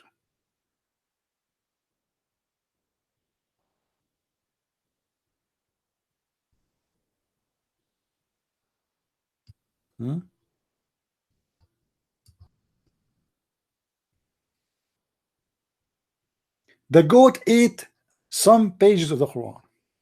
Yummy, yummy. This is the Quran. Oh, he's calling back. Hello? Hello, how are you? Yes, Aziz, how are you? Sorry, it's no problem, no problem. It's a hectic day. You got to reach the American dream by working every day. Yeah, good for you, no problem. Okay. So my friend, we were. Where did we get to? Yeah, we were talking about the Quran is protected or not, you know, and the gospel is protected or not. You see, in front of me, you mentioned to me the story. I mentioned to you the story of the goat who ate the Quran, and you said you know about it, right? Yeah. So this goat ate the Quran. Okay, how then the Muslims, they say to us Allah protected the Quran when the goat was able to defeat Allah by this story? Well, you know, if you look at today's, you know, daily things, you would see a lot of Qurans being destroyed or burned. Correct? That doesn't mean that the Quran is being burnt everywhere. Are we on the same point? Yeah, but this is nothing to do with my topic. Yeah, so this is not today, and this is not the topic of where the Quran first got printed. Yeah. So we agree on the same point. Yeah, but you see here. Now the thing is, how would the Quran be copied exactly the same if some of it was eaten by a goat? So now we have verses are missing, right? Okay. So the thing is, the reason why I believe in it is not just because my dad told me, or such and such told me, or such and such told me. It's because I studied Arabic, and I am glad the fact that I'm fluent in Arabic. the fact that no human being can put words in Arabic together to be that perfect. The second thing is, God said that the Quran is not just saved through the book or the copy, but it's saved through, how do you say, memorized through the memories of Muhammad and his Okay, that's wonderful. So now we can find the verses for death, stoning to death, as long they are surviving by the memory. Can you quote for me the verse of stoning? The verse of who? Stoning to death, or the verse about breastfeeding for adult. Can you recite the verse for me? You said, okay, the goat ate it, but however Allah protected, because the Quran is protected by the heart of the believers. But we cannot find the verses of stoning, or verses about breastfeeding for adult, or 10 times or 5 times. Can you recite for me the verses of breastfeeding for adult 10 times? Okay. For example, those that like, when does somebody get stoned? First occasion is if you commit rape. Aziz, listen to the question. Aziz, not okay. I'm not asking you about this. You said that the Quran is protected anyway by the heart of the believers, correct? Okay. Can you quote for me, or any Muslim, can he quote for me the verses of 5 times adult breastfeeding? Can you quote the verse for me? What does that mean? There's a verse in the Quran which is missing. Goat ate it, about 10 times breastfeeding for adult. In case you do not know what does that mean, your prophet, he allowed Muslim women, he ordered them to give their breast to a stranger, if in order to stay with them or to meet with them. So with my respect to your family, I don't mean to be respectful. If you have a wife, she have to give her breast to a stranger, and he have to suck it 10 different times in order for him to be lawful to sit next to her in one room. This verse we cannot find in the Quran. Can you recite it for me? So if I want to sit with a woman, yes, you have, I should suck her breast 10 times? Yes, you have to suck it 10 times, and this was a verse in the Quran.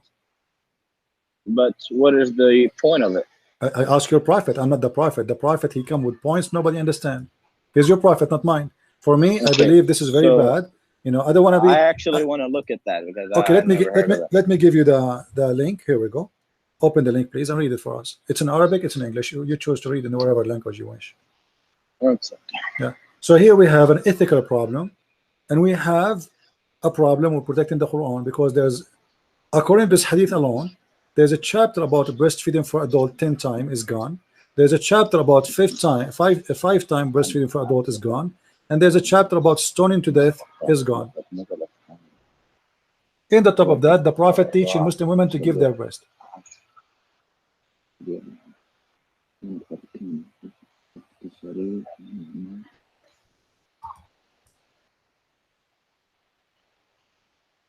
Okay. So what do you think, Aziz? 1 second.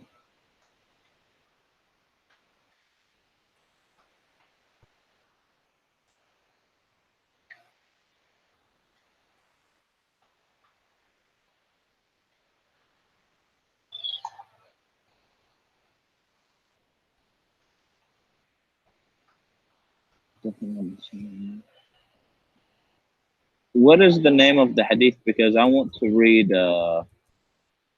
what is it called? I want to read it in simple Arabic. Well, the link there have Arabic, my friend. The link there have Arabic. You can't see the Arabic? Yes. Yeah, I can see that Arabic, but you will laugh at me. It's gonna be hard for me to understand it all. Yeah, but you said you are fluent in Arabic, so you are not fluent in Arabic. Well, we all know that the Arabic. Okay, let me read for you. The one we practice today is... Aziz, no problem. My Arabic is perfect. I will read for you. All right? Go ahead. I understand your Arabic is not good. حدثنا أبو سلمة يحيى بن etc. Let's go to the hadith. It says عن عائشة وأنا عبد الرحمن بن القاسم عن أبيه عن عائشة قالت لقد نزلت آية الرجم ورضاعة الكبير 10 ولقد كان في صحيفة تحت سريري فلما مات رسول الله صلى الله عليه وسلم تشاغلنا بموته دخل داجن فأكلها. Here we go. Done. So this is verses about stoning to death and verses about breastfeeding for adult 10 times, And when they were busy with the death of the prophet, a goat get in and ate the Quran. And here you will see it says إرضاع الكبير عشر, which means an order for the Muslim woman to give her breast to an adult, a man, and he have to suck her breast 10 times until he is satisfied, and that will make him allowed to sit with that woman. Actually, there's different hadith says that Aisha, before she allowed a man to enter upon her, she ordered her sister to give him her breast 10 times in order for him to go and be in the room alone with Aisha. Yeah, I've never heard of that. Actually, there's a fatwa. I'm surprised, Aziz. There's a big fatwa in Egypt from the head of the Islamic Center of the Hadith, the Dean of Al-Azhar University. I'm sure you heard about Al-Azhar. He made a fatwa that any woman she want to mix with men, she have to give them her breast. And there's actually, yeah. You might let's laugh a little bit. Fatwas, there is a lot of fatwas these days. But this is your prophet fatwa. There's something that I laugh about in my religion, which is anybody making a fatwa. My friend, this is not anybody. This is the head of the Islamic Center, the dean of the Al-Azhar University, making the fatwa. And when the people ask him, how you say that? He said, this is not my fatwa. This is the fatwa of the prophet. The fatwa is what? It's an order from God by your prophet. What does it say? Well, as you see, this is a verse from the Quran. It says that a Muslim woman, she have to give herself, her boobs, to a strange man. He have to suck her nipples 10 times until he's satisfied. Not in the same day. He have to do it in 10 different days, and each time he have to do it until he cannot do it no more. He stop. That's it. He's satisfied. So in this, I don't know. You can search it on YouTube. I wish I can play it for you, but they have copyright over it. You know, in the interview with the dean of the Azhar University, the host, the woman, she asked him, "Well, are you saying if I go in the bus, I have to give my breast to everybody in the bus?" He said, "Yes." And she said, "Do you know how many men here work with me in the studio? Are you saying to me I have to make them all suck my breast 10 times until they are satisfied in 10 different days?" He said, "Yes." He said, "How that can be?" He said, ask the prophet. That is because this is the order of the prophet. There's a story, in case you are not aware. There's a woman, her name is Sahla bint Suhail. Sahla, she is the one who came to the prophet, and she said to him that she have a growing man, a slave, who is entering upon her, and her husband is not happy with the way he look at her, or the way that they say he's in the house. So the prophet, he said, give him your boobs, let him suck it 10 times. The woman, she said, how I can make him suck my breast if he is a growing man? The prophet said, well, I know he is a growing man, let him suck your breast. So the story, you know, the story about this is coming from your prophet, and you know, how you can explain it? No, explain it to me. Well, yeah, I'm right now reading about it actually. Okay. There are many things.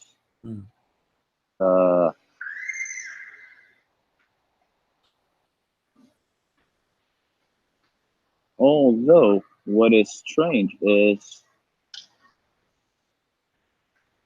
I don't know why they have Abi Hudayfa in it.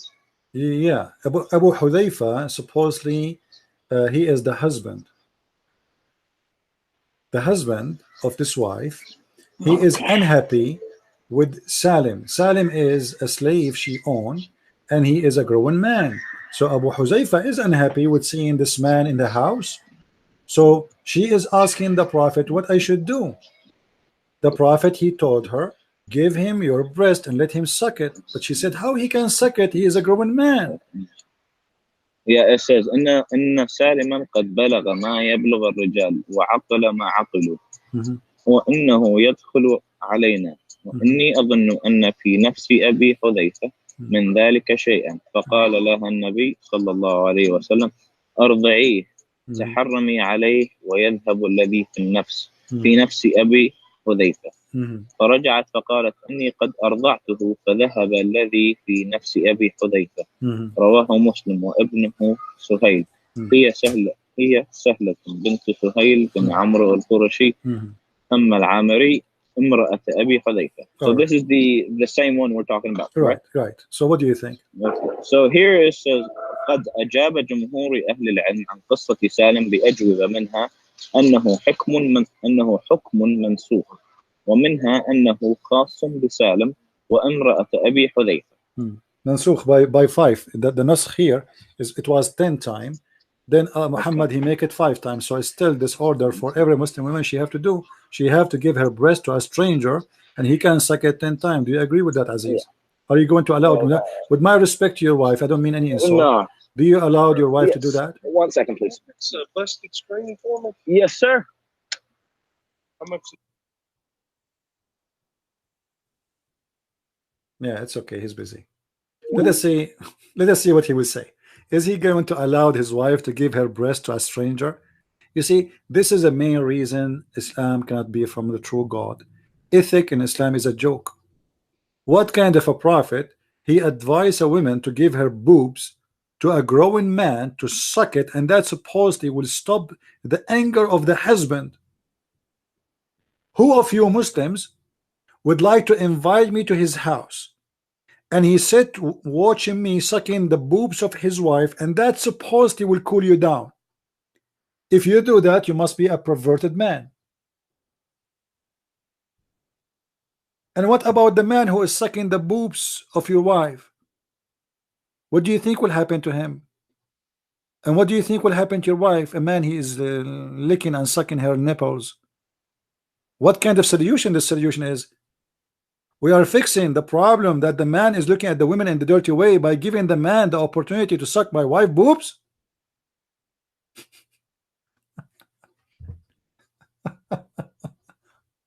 We are Muslims, we are very conservative. We are very conservative. What conservative? Yes, our wife, she wear burqa, but she have to give her boobs to a stranger, and he can suck it 10 times.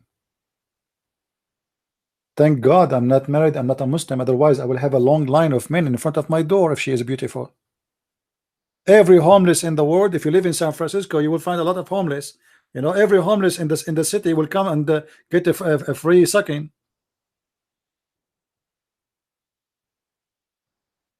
If my wife, she go in the train, she have to give her boobs to everybody in the train.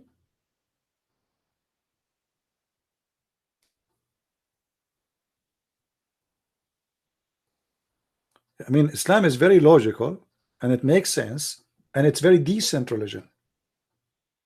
Very much. Yes, Aziz. I got another customer. No problem. Go ahead. So what do you think? If you know, if I was asking you with my respect about your wife, are you going to follow the Prophet and do this? You will let your wife give her breast to someone? Of course not. Okay, so why the Prophet? What kind of a prophet? He claimed that his God ordered him to do that, because as you see, this is a verse in the Quran. Yeah. See, that's the thing is I've never heard of it. So this is supposed to be a verse in the Quran. As I showed you, if you remember the hadith before, I showed you when we were talking about the protection of the Quran, that the goat ate, and this is why you asked me about this adult feeding thing. This is why I mentioned to you the other story. So this is a verse in the Quran. Read with me carefully. It says, لقد نزلت آية الرجم ورضاعة الكبير 10 ولقد كان في صحيفة تحت سريري. So those are chapters in the Quran. This is not only a hadith. Allah, he made supposedly a chapter about it in the Quran, at least verses, and this verse is abrogated by another verse which it says instead of the women doing that 10 times, she can do it 5 times. What ayah is that? We cannot find it in the Quran. This is what we're talking about. Oh, the goat. Okay. So basically, this is something that is missing. This is missing by Mrs. Goat. The goat ate it. Okay. You know. Okay. So this is missing because the goat ate it. Right. But as you see, the Muslims agree upon it, and until now, people they are doing fatwa because this is in the hadith. It's a real story. Your prophet he mentioned, and he talked about, and even he support his opinion by a verse coming from his God that a Muslim woman, she can give her boobs to a stranger, he suck it. So even if you watch the TV show, the Egyptian TV show, the woman, she asked him, she said, I have like a 500 men work in this studio, should I give my breast to all of them and suck it? He said yes. And when people, they start like cursing this guy and humiliating him, he told them, all of you a bunch of ignorant, this is not my words, this is the prophet saying that. And he showed them the story. Okay, I'm just gonna, if you don't mind, I'm just gonna keep reading this. No problem. So as you see, Aziz, because I don't want to offend you. Anything on the TV, I don't believe, and that is due to something that happened to me when I was a little child. I don't believe in TV. I agree with you. Something happened, and Aziz, I saw it in my eyes, and then I saw it on the TV, and it was a lie. So okay, go ahead. I'm not asking you to go by the TV. I just mentioned this guy, the dean of the Azhar University. This is not a guy who own a Pepsi Cola store. This is a professional, religious man, respected, hired by the government, approved by government, to present the country in the case of religion. So this is the highest authority of Islam. This is not you and anyone. This is a person who spent his life. He's a scholar, and he have many books, and he made a fatwa, and the fatwa is not from him. He is just quoting what your prophet said.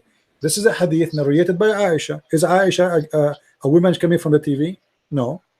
So, okay, but the thing is, as I kept reading, I'm sorry to interrupt, it's saying that this is not true, and the reason why, see, they list here is قال القاضي عياض ابن إكمال المعلم بفوائد مسلم كتاب الرضاعة باب رضاعة الكبير قوله في الحديث أرضعيه يذهب ما في نفس أبي حذيفة وفي الطريق الآخر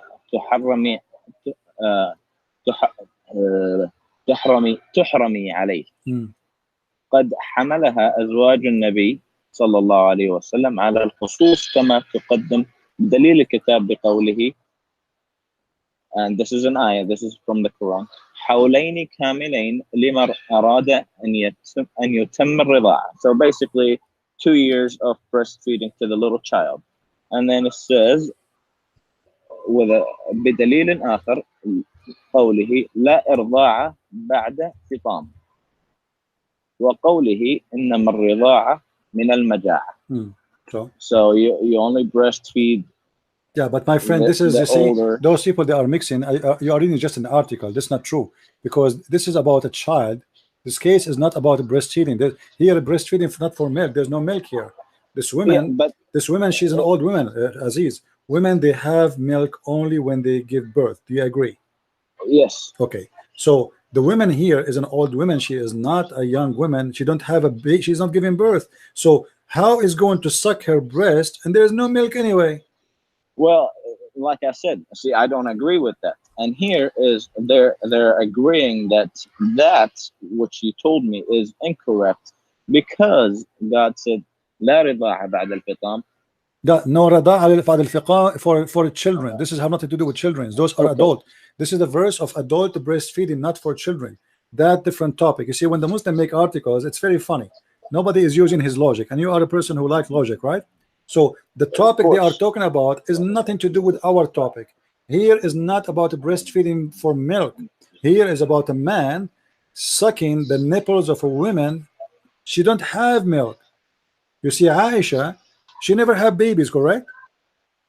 Yeah. Okay. Can I suckle from Aisha? I mean, what the point? She have no milk anyway. And Aisha, because she is the wife of the Prophet and nobody should do that with her, she was ordering her sister to do that. But her sister, she don't have babies. So what they are sucking just her boobs.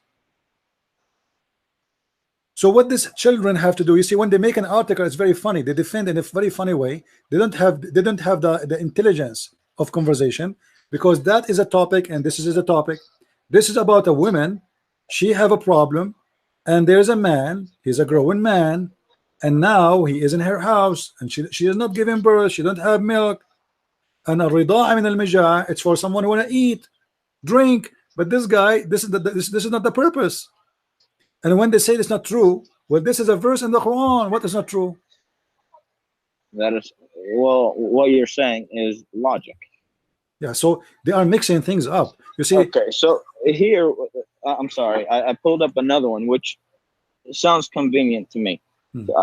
So let's just read it and see if we agree on it. Okay.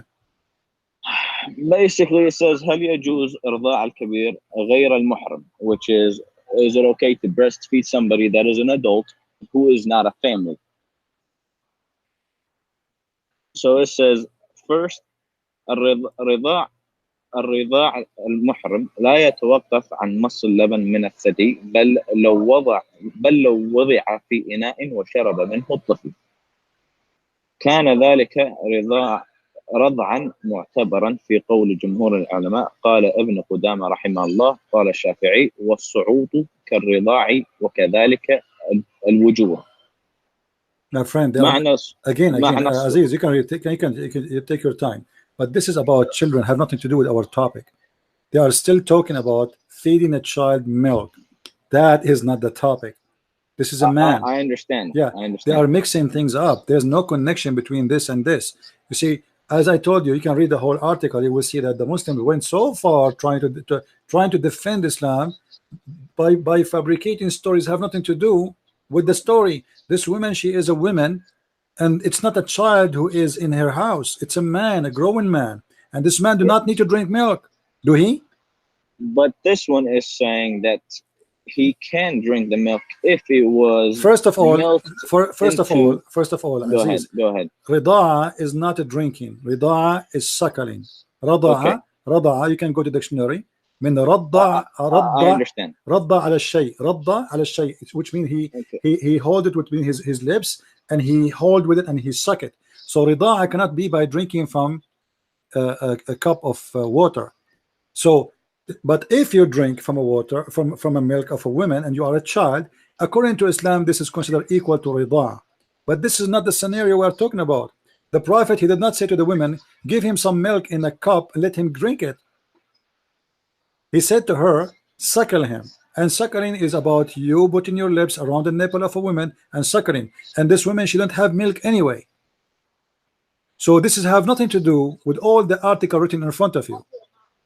Okay, but it says if it was milked into a dish. But my friend, this woman, she don't have milk anyway. And what that will do anyway? I mean, are we talking about a cow? No. This is a woman, she don't have a children. This is a woman, she is a growing, she don't have a baby, she don't have an infant to feed him milk. Women don't have always milk. And she is a growing old woman. So how she is going to feed? Don't you see that this woman, she was surprised? She said to him, how I'm going to suckle him and he's a growing man. She didn't say how I'm going to feed him some milk, how I'm going to suckle him, but yet he is a growing man. So still we are talking about suckling. We are not talking about drinking milk, and the women, she have no milk anyway. But because the Muslims trying to avoid this, and what we will do with the verses in the Quran, this is a verse. The Quran says breastfeeding for adult. What they are talking about is breastfeeding for a child. This is have nothing to do with our topic. In front of you, in the hadith, Aziz, does it say Rida'atul Kabir ya Ashr? Does it say that? Yeah. Okay, it's Rida'atul Kabir. So why they are talking about Rida'atul Saghir? They have nothing to do with each other. Yeah. And here it also says لا يثبت التحريم برضاعة الكبير. See, here we go. قول جمهور الفقهاء. Thank you very much. الرضاع المعتبر ما كان في الحولين. Thank you. So now it's still basically, and that will make it more problem. Now we have bigger problem. Do you know what the problem now? What is the problem? They just admitted that if a man suckle a woman breast, that will not make him forbidden from her to have sex with her or to marry her, correct? No, this is okay. Saying, so what the point? So what the point then? No, this is saying there is no prohibition from breastfeeding an adult. Right. So a man, if he suckle a woman's breast, still he can have sex with her. So what the point? What the point? It's the thing is saying there's nothing that prohibits. Yes, there's nothing forbidden, which means okay. No. So, Aziz, let me explain to you. I don't know if you understand Arabic very well. What they are saying to you in Arabic there, that if a man he suckle from a woman, still he can marry her. But if a child he suckle from a woman, he cannot marry her. He cannot marry her daughter, or if she is a girl, she cannot marry her son, or which means she became like a family. So this is, I know where you're coming from. Yeah. So for example, I actually have this situation. See, right now I am a brother of another guy who's not from my mother. How you're gonna ask me? Well, how is he your brother? If he's not I know mother? what you are talking about. He is, because I was breastfed by his mom. Yeah, but do you think really by somebody drinking the milk of somebody he became a brother really? Well, yes. Why? Why? Because scientifically, the milk of a mother basically plants the love of that mother into you. So if we drink, me and you, from the same cow, we became brothers? Well, no, not a cow. See, there's a difference between the cow. Why? Because God made the woman milk different than the cow. The woman milk is something that God provided. I can show you a Muslim guy calling the scholar live in TV. He was asking that he have a fiancé, and they are married already, actually, get picked up, so they are married already, but they did not do intercourse yet, and they made a mistake and ate from the same ice cream, and now he feared that he cannot marry her. What do you think? Well, I think that guy is just having some problems or complicated. Okay, so why you think it's logical? Come on, Aziz. So what is the difference really? It's saying to me that women, she put love. So what does that mean? I mean, I am not your brother anyway. If we drink the same milk, that is very silly. So if, for example, let's just say you and I were breastfed from the same woman. Yeah, and what that would do? Nothing. Okay. Nothing would do. Well, it's food. And I know, and she has her daughters, and they also got breastfed at the same time with us. When we grow up, we're gonna grow up together. Aren't you gonna feel like she's your sister? Okay, let me ask you. You as a Muslim, you are allowed to marry your cousin, correct? Not really. Who said that? Who said that? That is as the way I was taught. That is something that is not preferred to do. So it's not. Is it based on Islam or based on your family that told you it's not right? Basically, it's based on Islam. Oh, okay. So it's based on Islam. So basically, my dad believes, and my grandpa believes that marrying from somebody that is not from the family is better, because marrying from the family could cause problems. Yeah, but what the Quran says is the opposite.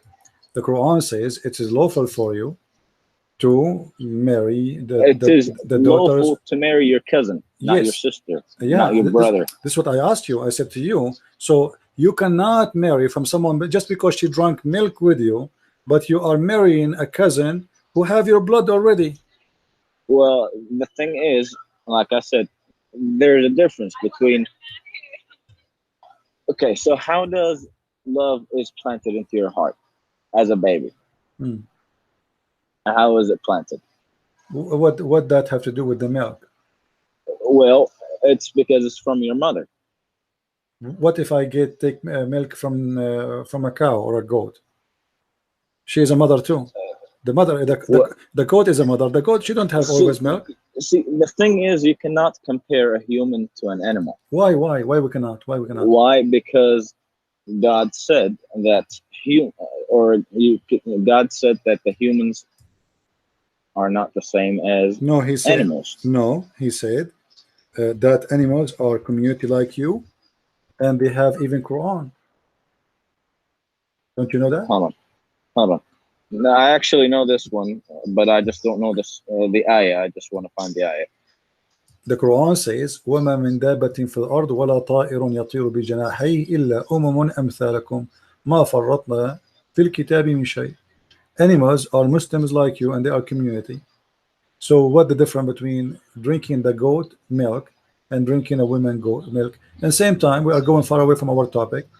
How that if the man drink the women milk, even if there is milk, you just said that she is not forbidden for him still. So what the point? Well, like I said, the point is, if you don't agree with me on this, let's not take it religiously, and I hope you don't get offended. I would think that somebody is ridiculous when they're gonna marry somebody that they were breastfed from the same mother. Okay, I'm asking you now about your prophet. He ordered the women who have no milk anyway to give her breast to a man, and you are the one who did read for me that it says there this man is still lawful for her. So what the point? So what the point? What we did now? What we did by making this woman giving her breast to that man? What is the accomplishment? Yes, it's in there. Go ahead. That guy never came for his phone? No, no, he never did. Here. The thing that we were talking about was breastfeeding in adults, correct? Mm-hmm. So basically, when you're gonna be breastfed, you're a family. But you just said he's allowed still to have sex with her if he is a grown man.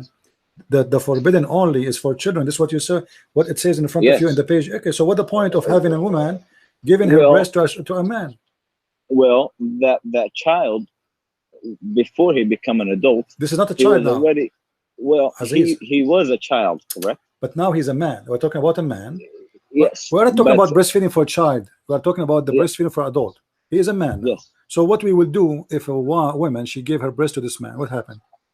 Well, you do agree on me with when I said that the love gets planted when you are a child, not when you're an adult. Okay, so let us say that's fine, no problem. What about the man now? Our problem is the man. Well, the man was a child, and the love was already planted in him when he was a child. But the man, he did not suck the women when he was a child. He's asking her now, and then this man now is a grown man to give her boobs to him. He's not a child no more. He's a man. It's in front of you. Correct. The hadith. Okay, so what the point of giving a man the boobs of a woman? She don't even have milk, and she is a grown woman, and he is a grown man. Do you think really a man he suck the woman's breast, he will behave? He will behave. Yeah. Do you think it's right for a woman to give her breast to a stranger? Do you think a woman she will not get excited and the man will not get excited? What the point of this? This is a perverted behavior. What do you say, Aziz? I don't want to. Don't take anything I say to you personal, please. I respect you. Yeah, I'm not. Imagine me. Let us say about me. I don't want to make it about you, so you don't get offended. Imagine I'm a Muslim. I opened the door of my house and I found a man in the couch with my wife, and he is suckling her nipples. I said, "What are you doing?" She said to me, "My honey, the Prophet said, if a man he will enter the house, and this is the cable guy, I cannot let him enter without suckling my breast." Well, the thing is that man is not going to enter the house without a man in the house. Well, he is already in the house. As you see, this man, he is in the house. He lived there.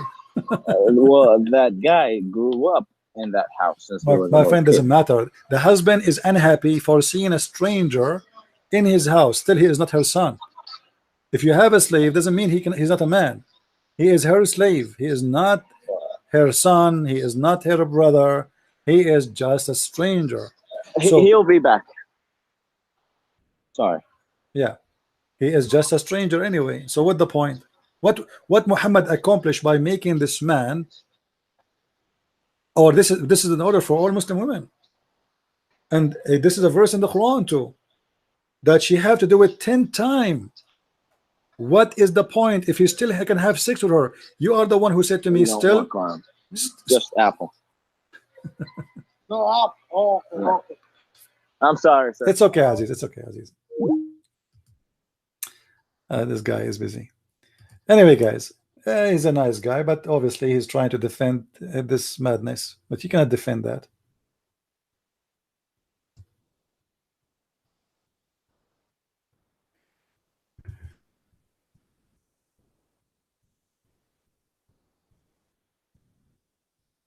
Thank you, Aziz, for calling.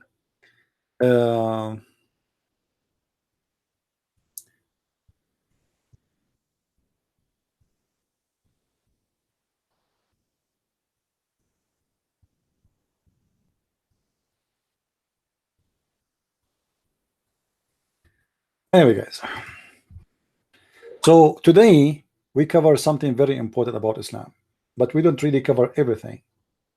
The most important thing about Islam, that this religion have no ethic. No ethic.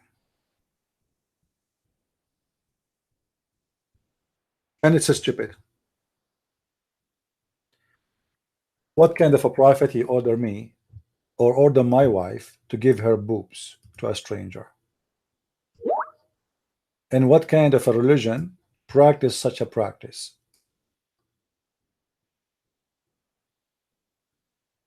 It doesn't make sense. And the funny that Mr. Aziz, he said he is the person who go by logic. But I am sure now he is like, what the heck is this?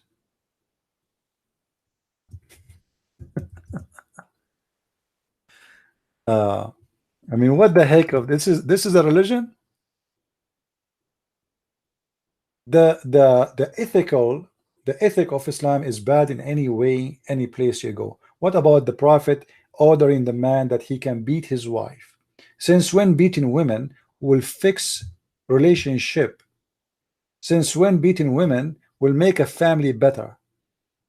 Since when man he should beat his wife because he's a man? Where is the ethic? It is the opposite. A man should not harm a woman, for if he does, he is a coward. Do we agree, guys? A real man, he practice his muscles on a woman, he is a coward, he's a potato. So what kind of religion, the ethic of it, I can beat women, I have the right to jail them, I have the right to shout at them, I have the right even to force them to give their boobs to a stranger.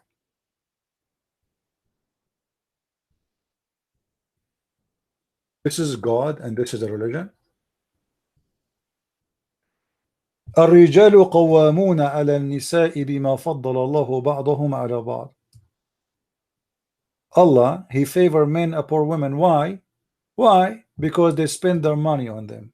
What the heck? Men are the protectors and maintainers of women because Allah has given one more other strength. What does that mean? If you have more strength, he is the protector and the maintainer. What if the woman she have more strength? If the strength is the reason, there's many men, they can't even fight a woman. And I'm very serious about that. There's women, they can beat 3 men in the same time. Who told you that all men are stronger than women?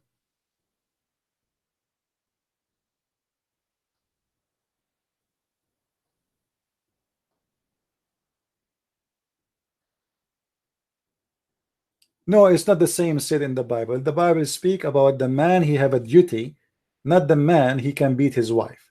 The man have a duty to provide to his family, not he have a duty to beat his wife. The head of the house in the Bible is the man, yes, but the head of the house too in the women in the Bible, she is the queen of the house. The Bible describe the head of the house is the church and Jesus. Jesus is the same as the husband, and the church is the same as the wife. So the same as Jesus, he gave himself to the church, the man should give himself to the wife, which means absolute love and giving with no return. You don't wait for return. You don't beat the church. Jesus did not beat the church. He did not humiliate the church. He gave himself for the church. Yeah, when you read it from Timothy, you read exactly a verse. In order to understand the Bible, my friend, you read the whole chapter and you will see that you are wrong. We just said that in the Bible it teaches that the man is the head of the house, and the head of the house is the same as Jesus, who gave himself to the church, which means the Bible made the women equal to the church.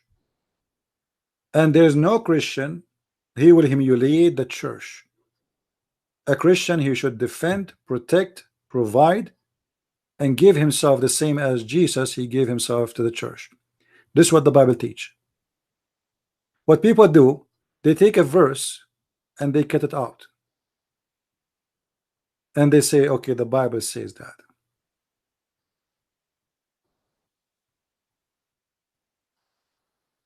We are talking about a person or God who speak of beating women, disrespecting them, jailing them, and Jesus never taught such a thing. Jesus taught us, even in the Old Testament, that when the man and the woman they get married, they become one, not two. So how we are one, but yet we are insulting each other? How we are one, but we are not respecting each other?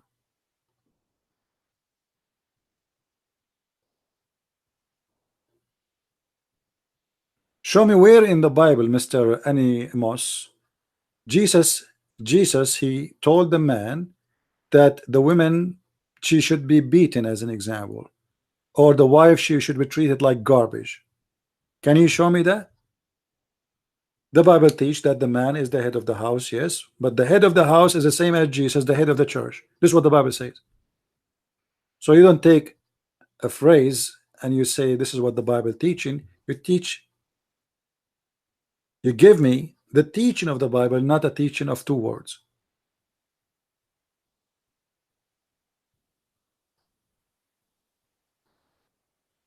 So the Quran and the religion of Islam is suffering badly from ethic. What about jailing them? You see, the Muslim in their translation, they put falsely the word first.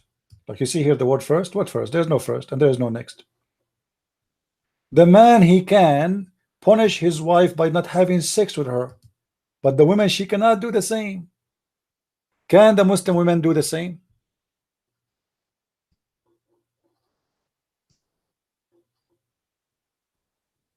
Can the Muslim man do the same?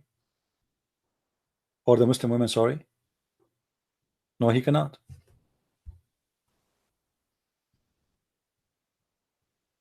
As simple as that.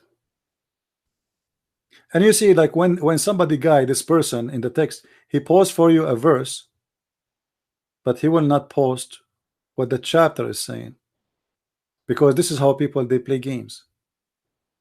I am challenging him. He keeps saying to me that the Bible says the man is the head of the women. So we said that already, and we gave you what the Bible says. The man is the head of the house, not the head of the woman, which means he's the head of the family. That's what the Bible teach. However, the same as Jesus is the head of the church, and he gave himself to the church, this is how the man, he gave himself to his wife. So the man is the head of the house. That does not mean the woman is the tail of the house.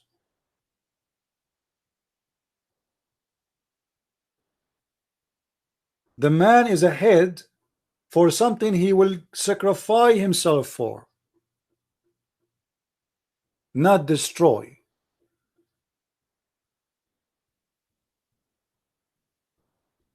And there's a huge difference.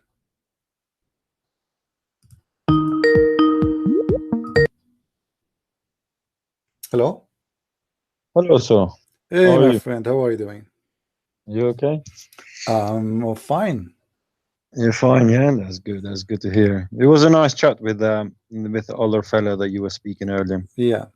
The one who was working. I think, at least I think he was trying to be honest, unlike some people. The question I wanted to ask.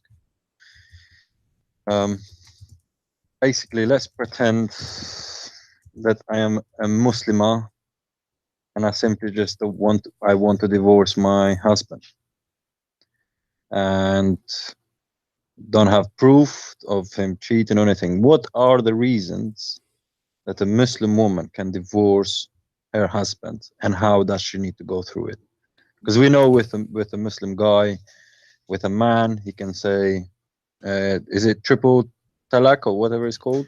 Yeah, the woman in Islam, she can ask for divorce, but it's up still to her husband to do so or not.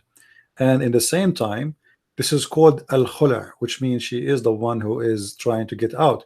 And based on al-khula, she deserves no dowry and deserves no money from the husband.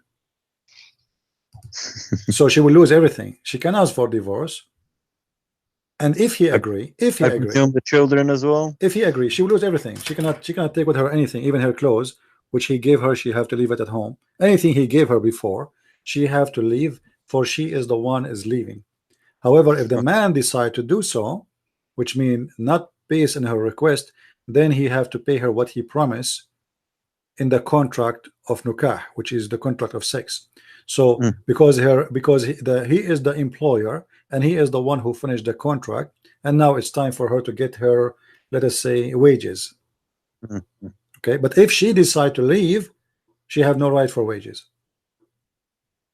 Okay. Yeah, she can. But and then even though if she asks for divorce, she can leave. Sorry. Yeah. She can leave for any reasons she wants, right? She can if he approve it anyway. At the end of the day, he have to approve. He have to agree. Oh, he has to agree. Oh yeah, let's yeah. No, let's say the husband. No. If you don't want, the husband is nasty and he doesn't want to agree. Today, the woman doesn't have the proof to prove anything. It really just doesn't like this man. She cannot. How can she divorce him? She cannot. She cannot. She cannot. But in modern court, in some Islamic countries, like I heard that in Egypt now, they made a new law where the woman, she can ask for divorce because the violence is increasing, you know, and women, they are committing suicide or stuff like this.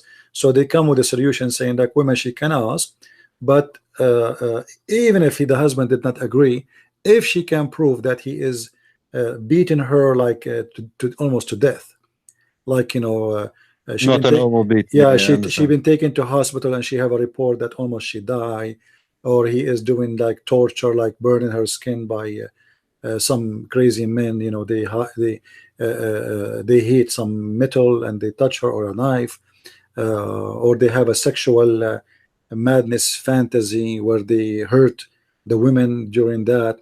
So if she can prove such a thing, she can get a divorce. But normally, if the divorce is just because she don't want him no more, she have to give up all her rights, and he have to agree. Then she can get her divorce. Yeah. No, I've watched something.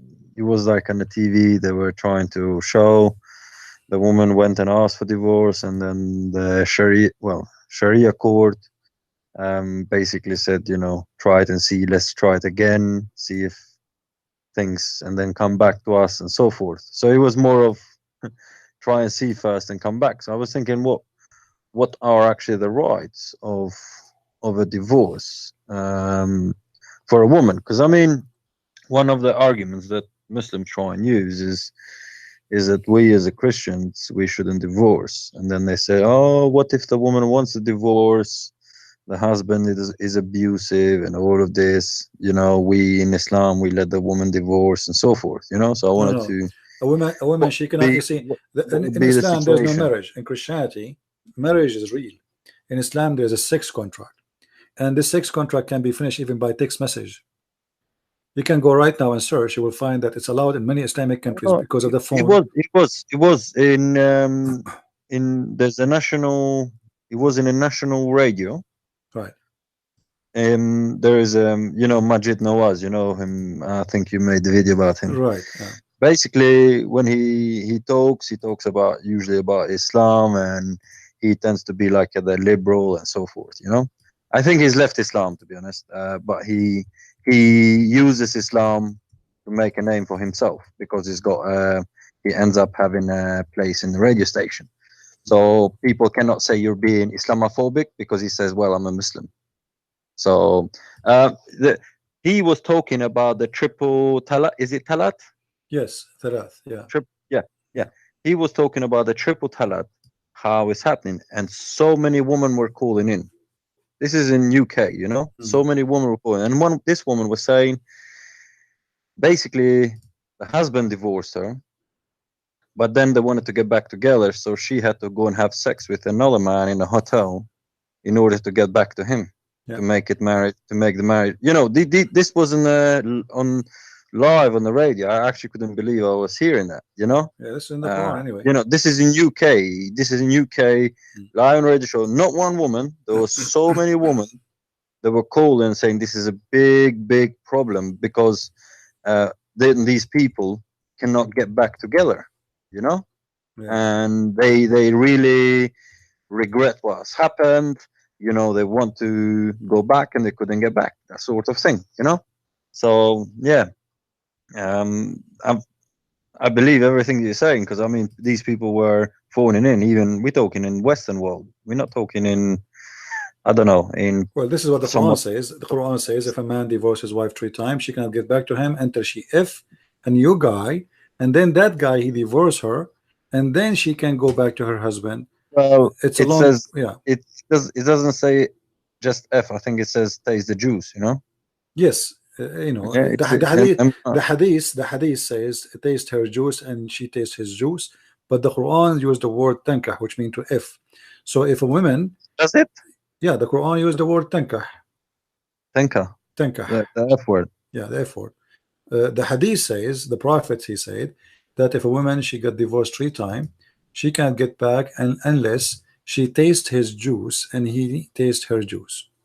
So the Quran really uses that word. What do Muslims admit to that word, or do they say it means it has a different meaning? If you remember, we have a guy who called us. His name is Nightmare, and he gave us. I cannot forget him. Yeah, he gave us a website, and we went there, and we found that taste asilatahu, the word asila is the orgasm. He tried to deny first. He said this is not about his juice, and he said his sweetness. So we went to the dictionary and we looked for the word asila, and we found that it says that asila, it means until he tastes her orgasm and she tastes his orgasm. Yeah. So it is for the man to accept the divorce, and if the man doesn't accept the divorce, then basically, you know, let me tell you what some men do. Because the woman, she is allowed to ask for divorce, but then she will lose all her money. So what some men do, like let's say he want to get rid of this woman, what he would do, he will be so harsh on her, beat her every day, humiliate her, and then he says, if you want, he keeps saying to her, well, if you want, ask for divorce, because he wants her to ask, so she would go out with nothing. You know what I mean? Because if she asks, and if she goes, because you know, even in UK we do have Sharia courts. You know, not necessarily massive courts. Is, you know, one of these small places where the Muslims go and do their own private dealings. You know. So there are Sharia courts in UK. So what happens is that they go and do these divorces between themselves. Right. And a lot of them fall into that because they'll say, look, if you're going to go to a main court, you're going to get shamed by the community because of, you know, sometimes they live in a group of, say, a Muslim area, more or less, you know, they always live sort of in groups. So there will be a big community for that person there if she goes through another court and tries to do it a dodgy way, you know, so they're under pressure to go through that court. Well, anyway, I mean, but I mean, whatever they do there, we are talking about Islam in general. It doesn't matter which country. If a man, he want to get rid of the woman, all what he need to do to make her go without anything he promised her even to pay, even the gift he gave her, he just humiliate her, and then he give her the choice. If you want, just ask for divorce. He will not divorce her himself, because then if he divorce her without her request, he have to pay her. So this is, even the solution is not for the benefit of the woman, it's for the benefit of the man, because it's still why okay, if she asks for a divorce, she have to lose everything. Why? You know, so this is not was not done for the sake of the woman, it was done for the sake of the man. It is a solution for him to give her nothing. So she did marry him, she did live with him for many years. Let us say a woman, she married a man for 20-30 years, and now he start beating the hell of her because he want to make her ask for divorce, so he will pay her nothing, and the money he will save from her, he can go and get a brand new girl who is maybe 12 years old, or even 9, or even 6. You know, so this is not a solution for the woman, that the woman, she can ask for divorce, because it is not an equal right anyway. She don't get. So it is completely like an employment contract. You know, you have redundancies, right? Where you have to pay the employer for the service that they've done. If you quit, so let's say, I don't know what you call it in US, but in UK we call it redundancies. So if you work, say, for a company for 10 years, and they no longer need you because they haven't got that role anymore. Yeah. You know, you're the driver now. They don't need any driver anymore because they're no longer doing deliveries. So they don't have any other role. What they do is they make you redundant. That's what we call it in UK, which means then they pay you for a couple of years that you've done the service. Right. You know, I think you don't just get sacked. Yeah, they pay Whereas you, if you want to leave, you don't get any bonuses. Right. You just don't get paid. Right. This is exactly what it is. So if they are the ones kicking you, they give you, like some countries, they give you 1 month salary for every year. Yeah. You know? In UK they do that. 1 month is 1 month or 1 week or something like that. Yeah, 1 month salary for every year. So let's say if you work for 20 years, then we give you salaries of 20 years a month. And in UK, if you are over 55 years and somebody does, makes you redundant, they have to pay you all the pension up to the age of pension age, which could be 67, 65, 67. Yeah. Well, so, the poor Muslim woman, she will lose everything, and she will be, and even, I know a story of a guy. This is a long time when I was like a very young, in a teenage. There's a guy, he's a Bedouin, and he did not show up to the school, etc. We walked and talked together. We are, he's in our classroom. So I told him, hey, Muhammad, what happened? Where you been, man? He said, man, it's a long story. My dad, he divorced my mother, and his mother is an old woman now. He said we were looking for her for a place to live, to stay. And the dowry he paid her is not enough to buy a TV. So what happened? This woman, she did marry him, let us say 30 years ago. And let us say at that time, he promised her $300. But at that time, $300 can buy a big farm. If he divorced her, the contract, they write down that if I divorce you, let's say, let's use the currency of Iraq. Before they do have to disclose all their income and everything and do like a proper contract, because I think not income. Some of your listeners, your listeners don't. No, not income. This whole contract about the money that is there. I think. Yeah, this is not income. He signed a contract saying I will pay you a down payment, etc. for now, and then if I divorce you, you will receive a final payment of etc. And this has to be done in a proper Muslim wedding. Yes, and before the marriage. So there has to be a buy contract and exit contract. Yes, the exit contract is the most important for the Muslim women. This is why they ask now, in order to make it very hard for the Muslim man to get rid of them when they get old. They ask for a very high number as a protection. So if you divorce me, okay, I want $500,000. Now, if this guy, he signed such a thing, he's in trouble. But what he will do, as I told you, there's a solution. Okay, if I divorce you, you will get 500,000. But what if I make you divorce me? You get nothing. So he beat her every day. He humiliate her every day. He can spit at her. He can do whatever he wants every day. What she can do about it? In Islamic countries, most of them, if the man, he don't leave marks in the body to the point is breaking bones, or even if he have marks like a blue in the skin, it's okay. But if the marks is the kind will cause like a permanent damage, which is going to be for maybe many months, or he broke his bones, then she can ask for divorce and get her money. But if just normal beating, he's fine. The Quran says you can beat them. If he's spitting at her, beating her, slapping her, even little slaps is enough. Right. They don't have to. You don't have to break somebody to break your bones. When somebody keeps slapping you, even that is enough, and you don't have to leave marks. Even these little slaps. Imagine you spit at her every day, from the morning at the night. I mean, she will leave. She will leave. She want to go. It's like it's going to be her life like hell. She will be like a dog in the house. He can humiliate her, and he have full control. You see, in the Middle East and Islamic countries, if a woman she leave the door of the house without permission of the husband, he can call literally the police for her, and she will become wanted officially. The police will announce her name as a wanted criminal. So if the police found her in any airport, any train station, any bus, anywhere, she will be arrested immediately, and she will be taken for her husband. So it's like an app, like the iPhone. Find my key, find my wife, sort of thing. Yeah. Yeah. Find her and bring her here. This is they call it. This is in Islam they call it Baytul Ta'a, the house of obedience. So the man, let us say you came back home and you find your wife. She have a letter says I'm gone. Bye bye. What you do as a Muslim man, you call the police, and you give them her name. You say I am the husband of etc. And this my wife, she ran away.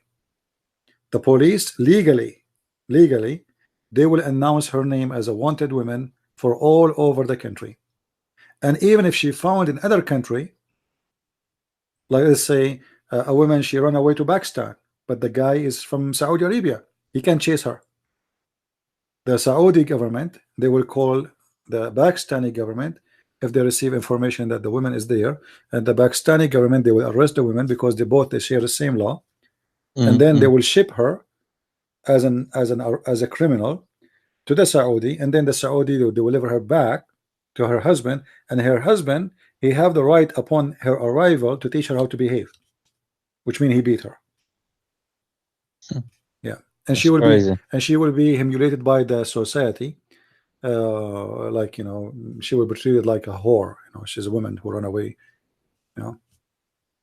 Yeah. I mean, it's very sad for, you know, as much as you laugh at these crazy laws, it's very sad to what really happens to some of these women and what they have to go through and what they face, you know. Yeah. When you see a woman who's covered and all of this, a lot of them don't want to be that way, and they're just being forced. Well, you know, there may be some who think yes, they do it because they feel close to Allah and all this, but a lot of them, they do have a lot of problems. So it's a very sad thing. You know, I used to have a landline in my place in USA, but my landline was dead. I mean, nobody called me. You know, I have few people know me, but when I was in the Middle East, if you have a phone line and you are single, your phone will never sleep. I'm talking about the old days when there's no smartphone yet, etc. It's only landline. I know. And then people ring what's called a lucky number. Just ring a number. They call if the guy is mostly either a male is calling to find a female, or female calling to find a. So whoever, like, who's your luck. So you call, and you are a girl, and the guy who answered there. They did exactly that on my country. Yeah. Even now, I think they're still doing it, but they did that a few years ago. It was very big. People just calling randomly, you know, and just. And she whispers. She says, "I cannot speak loud because my husband is here." Oh, okay. No. So because the house is like a jail, so those women, they try to find any exit. They are jail at home. Like now, I don't want to be rude and show you what they do in their houses. Like, go now to any app, any website, go and see in YouTube, type the word Ma'laya, and you will find what Muslim women do inside their houses. It's crazy. And internet now gave them a very huge door. And now, like, you see a lot of change happening in Islamic countries. Islamic countries are not the same as before anymore. You know, they are seeking women. They are seeking freedom, which is extreme. It's not normal no more. Because, you know, when you put a person in jail for a long time, and then suddenly you open the door, you lose credibility as a man. Yeah, he don't act. Yeah, he don't act. So the man have lost credibility. I don't know if you ever have a dog. If you have a dog and you never let him go out, and then suddenly you open the door. I've kept somebody's dog before, so I know. Open the door, he will go crazy. He will run like crazy. He's not even maintaining his feet. Like, his feet is going like, you know, because he is so excited. Finally, he's out. To be out. This is exactly what happened to those people. So when they go abroad, when they get their chance to do things, they do it in an extreme way. If you they go crazy. They'll jump on the man, and I know. Men and women doesn't matter. By the way, even the man, even the Muslim man, when he go abroad, if he is not used to go abroad, he don't act normally. Like if you go in the month of Ramadan, like in any country in Asia, like example in Philippines, I was there. And you will see in the month of Ramadan how all the restaurants are busy, but the Muslims are not in the restaurants. The Muslims are in the bars. Any bar have a restaurant bar, whereas you can find prostitution. Like, you know, I remember there's like a square, and there's like a coffee shop, there's restaurants, and there is the bar who have a, it's like a resto bar. There's a restaurant and bar in the same time, where there's a lot of prostitute. They come to hunt for foreigners. You will find 90% of those who they are outside and inside in this bar are Muslims, and most of them they are coming from Saudi Arabia. You see, the more freedom people have, the more they do those stupid things. As an example, it's more dangerous. Let me tell you. I mean, I come from a communist country, so people were in a communist like North Korea now. Basically, you don't, you know, when we first got like a remote control to turn on a TV, which was probably casual here. Yeah, people didn't believe it. People used to say, "What? It was a big deal. You can't turn. How can you turn on a TV from sitting down? You know, that sort of thing." But then, because of that, as soon as the freedom opened, it sort of contaminated people. The people went crazy. People started doing all sorts of things, you know, because they haven't been taught from a young age to do that. You know, they haven't been taught in a certain way. Finally, they have a freedom. Yeah. Yeah. So it's like you go crazy, do drugs, do drinking, do all of this, you know, whereas somebody else has been raised to know the difference between wrong and right, even though he has the opportunity to do it all his life, but he doesn't do it. So I've experienced that sort of thing. So I've seen that sort of thing. I know what it is. So I fully understand what you're saying, because these women, especially a lot of them, if they been beaten or I mean, I've met women like that, you know, like Turkish. That sort of thing. It's very normal, by the way, to happen to everybody. But Islam is a religion because it doesn't give a solution. Islam creates a problem. I made a video. I'm sure you know about it, where a Muslim TV station speaking about that a certain percentage of people in the city of Jeddah, they are having a homosexuality, family member having sex with family member, which means everything is wrong.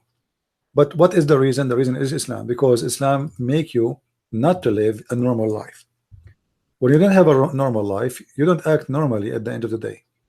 You start acting like an animal. This is why they have a very high number of the percentage of homosexuality in Islamic countries, because the male is allowed to be with male and the female is allowed to be with the female. So a woman, let's say a young teenage girl, they go like bachi-bazi in Afghanistan, right? So like not just a normal thing, like, you know, let's say somebody have a daughter, she is 16 years old, and she is not allowed to go with boys. She cannot see boys. She cannot have a normal life, see normal people. So what she can do? Oh, my cousin, she's coming over. She want to sleep over. Is that okay? Oh, she is a cousin. She is a female. She is a female. They can sleep together in the same bed. But those are girls who they are not allowed to see men. And that will start what is called lesbian. And the same for boys. A boy, he is allowed to invite a boy who is his cousin or his friend to sleep over. No problem. No problem. He can sleep over his house. He can sleep over your house. Both they sleep in the same bed, and they are not allowed to have a normal relationship, even to speak with women. So what they do? They became gays. So this is why homosexuality in Islamic countries is extremely high. You know, because they don't have a normal life. When you don't have normal life, and if you go and ask them, they don't even think they're gay. They just say they just see it as a normal thing to do. You know? No, they are not gays. For them, they are not gays. This is like it's fun. For them it's just fun, because I was watching a Turkish, well, it was a Turkish show showing it was done in UK by BBC, but it was showing in Turkey, you know, where the men were going to sleep with what do you call them, tranny? They having sex with men who are dressed like women, and you know, sex shame. You know, that sort of thing. And they were saying, no, I am straight, I'm not gay, you know. So what he's doing there? but the woman asked him, you know, but he does you, right? Yes, but no, I do him. So I'm it's very funny, actually. It's really funny, because he says, no, they don't do me, I do them, so I'm not gay. Yeah, supposedly if he is doing them, he is not gay, supposedly. Yeah, like Yes. he is the hero now. Like, Yes, and they're laughing with their, they with his friends, so it's not like hiding or hidden. They just young guys, and they're like, yeah, it's absolutely no shame about it. So it's just really funny. Welcome to Islam. All right, that's what I wanted to ask. Really, it's just to clarify the whole divorce thing. By the way, I made a video yesterday. I don't know if you downloaded it. Did you? I don't think I've been able to download it yesterday. It's a good video. I've been busy lately. I have my reasons. I don't want to. You have 4 wives now? Be honest. 4 wives? You have 4 wives or what? It's okay. You don't need to tell me. It's okay. I understand. I can't talk because 2 of my wives are here. So. Oh, okay. I will not tell. They will get the kitchen knives. Oh boy. In UK, it's dangerous. All right, my friend. Thank you very much for coming. And one of them wants to divorce me because I listen too much to Christian Prince. Oh boy. Okay. Yeah. All right. Take care, my friend. All right. Take care. Thank you for calling. Cheers. Cheers. Bye. All right. Today we cover some of the bad ethic of Islam and why Allah cannot be God. Everything we mentioned there is a clear proof that Islam does not bring a solution. Islam has a problem. It's a problem for the family, problem for society. Islam not only don't have ethic, it teaches something ugly, disgusting, stupid. Like women, she can give her breast to a stranger. The man, he can beat his wife. The man, he can, if he divorces his wife, she had to sleep with someone else to get back. Islam create problems, don't give solution. The funny Muslim, they say to us, Islam is a solution. Islam is the problem. This is why you will not find a happy family in Islamic countries, because family is based in a value of a man and a woman, not a value of a man and a bunch of women, not in a value of a man and 3 sons, not in a value of a group sex. Not in a value where the son, he do not know who is his brother. Not in a house where the man is allowed to lie to his wife.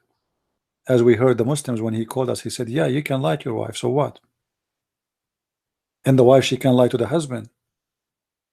The ethic is one of the biggest problem. And now we are just talking about general ethic in Islam. We did not talk about the ethic of Muhammad, which is very filthy.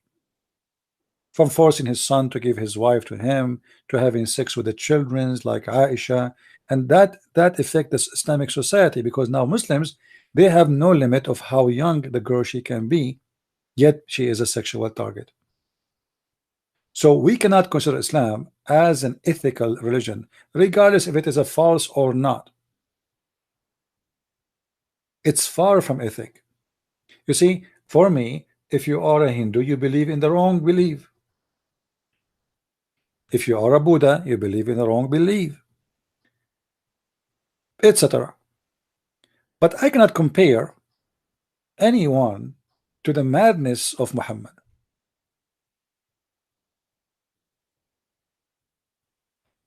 Where women, she became a sex toy. A children's became sex toy. Even the promise of God in heaven, even his heaven is not ethical. Have you ever heard of heaven? Have nothing there but a bunch of naked people having sex non-stop. Even heaven became dirty. When a prophet, he promised his followers that he will have an orgasm of 70 years. Did we ask ourselves, what is the ethic? What 70 years mean? Having sex with who? The Muslim will say to you with his wife, but he don't know his wife. Those are women are made for sex. This is not a wife. This is a sex toy. What is the ethic of wife? The ethic of having a wife and husband. You see, the Muslim, the funny about them, they say to you, we believe in the story of Adam and Eve. Okay, so why God created Adam and Eve, not Adam and Eve's?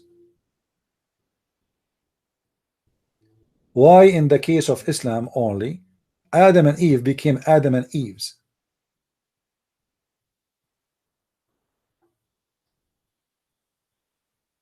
And what one man need of 80,000 women? and 80,000 little boys, and the Muslim they say 80,000 little boys to serve us. What is the ethic of this God to force children for eternity to serve me? If it is really just servant, which is I don't believe, because the Quran says those boys will never bleed. Bleed from what? The Muslim they will say to you, oh, bleed here is about they will not get drunk. They are my servant and they are boys and they get drunk. I thought they are servant. They would drink with me. Obviously I'm sleeping with them. What is the ethic of forcing children to be my servant slaves forever, for eternity? So slavery in earth, slavery in heaven, and that is Islam.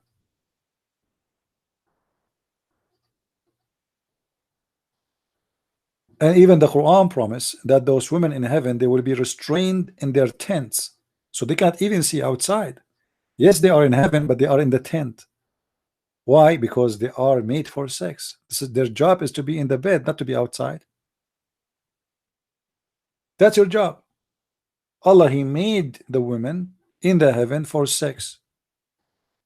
And those women, according to Muhammad, they are the kind, because Muhammad and the Arab, they are obsessed with the white color. So he promised them those women, you can see the marrow of their bones, which means they are very white to the point you can see through, as you see in the front of your eyes. Even the ethic of a beauty is not there, because this is a racist promise to the point he is favoring the white women, and this woman, she is extremely white to the point we can see through her bones. What is the ethic of that?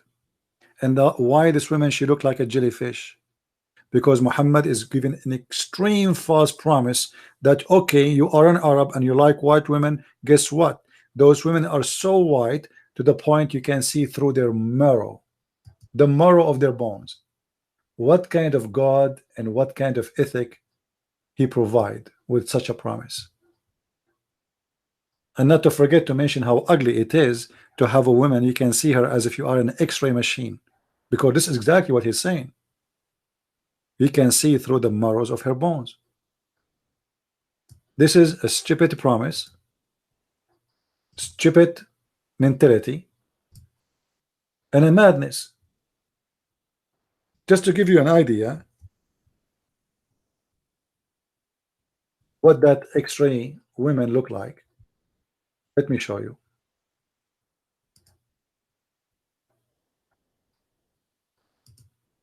But please don't get excited by seeing the heavenly women of Allah, at least for the men.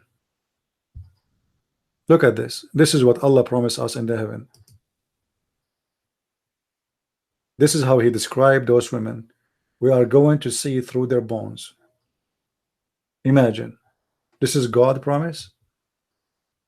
This is the heavenly God. This is the almighty God. This is a woman I'm going to sleep with. And this is supposedly the most beautiful woman. I can see through the marrows of her bones. And as you see, Muslims, we are not making things up. This is what your prophet said. Every one of you will have 2 wives of the Huri and the rest from different. By the way, there's many numbers because the Muslims have many ranks. Because some people, they might say, you said 80,000, somebody says 72, somebody said 70. Muslims, they have ranks, which mean depend in how good you are. If you are a person who joined Al-Qaeda, you get more. If you are a person never killed any Christian or Jew, you do get less. So this is the lowest one.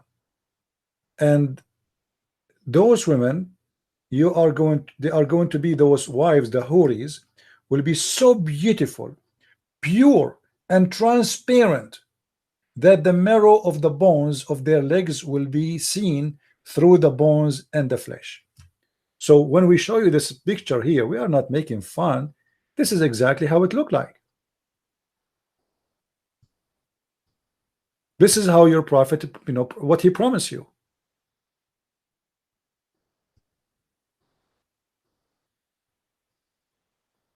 And I'm going to take off this picture because I can tell that some men are misbehaving here. They're getting so excited. They could not resist the temptation of this scene. I mean, this is so much. Who can resist that? We have to be honest as men. I mean, this is amazing, so beautiful. Whew. Man, this is so hot. You have a wife, she is a jellyfish. At least now I can see the poo-poo inside her. And if she ate my hamburger, I can know who is the one who ate my hamburger. Where's my money is going? If she hides some money in her bra, I can see through. I mean, and Muslims, how you can see through? I mean, what does that mean? What kind of bones she have? What kind of a flesh she have?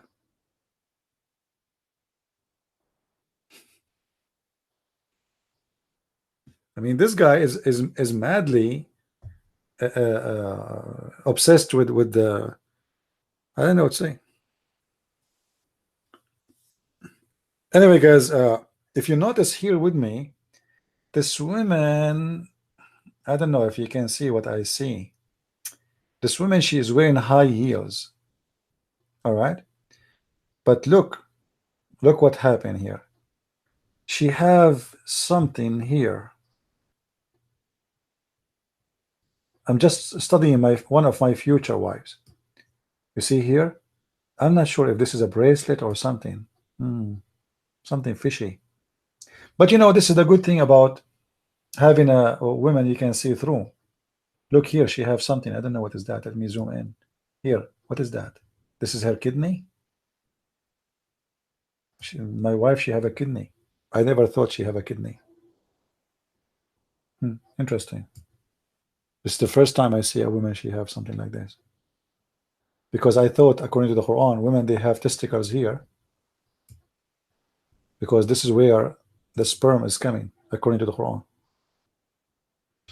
Anyway, let us change the topic. Enough is enough, and Islam is wonderful, and you guys are so jealous from the wisdom and the wise, amazing prophet. His name is Muhammad, the one who made a promise nobody ever before him promised, except the Persian, except many other religions who they have madness about women. He took the word houris from them and he started exaggerating with his fictions. Fictions is good. All of us will like fictions. Why not? You know. And I hope the Muslims will make a video for us or movies about those women who they are see-through. And then we watch the movie and then we say, we don't see any women in the movie. They say, what? We don't see any women in the movie. They see only men. They will say to you, are you stupid or what? Don't you know that you see through? Because we see through, we could not see them. Alhamdulillah. Now we got it. All right. Well, thank you guys for being here. May the Lord bless you all. We have enough for today. I will try to open tomorrow, but I don't promise. But we will be mostly around 4:30. Don't forget, please, guys, to watch the video I made yesterday and download it. It's very important. Share the video with your friends. It doesn't have many views. Sometime I'm doing like very early broadcast, like even 2 a.m. in the morning. All right. So like I finish what I do, I'm working in my books, etc. And then I say, okay, let me make a video to answer some Abdul. So watch the video previously is gone. Always check before to see if there is something new and share it with your friends. So thank you very much for being here. May the Lord bless you all. And until we see you again, as always, let us remember one thing, that here we are challenging the cult of Islam. We are not just debating, because Muslims don't debate really. We challenge them, and always Muslims, they fail.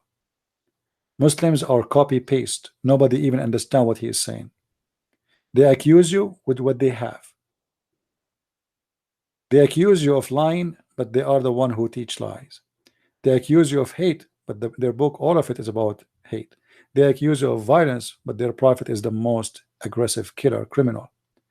They accuse you of fornication, but their prophet is the biggest fornicator. They accuse you of being pedophile, but their prophet is a pedophile.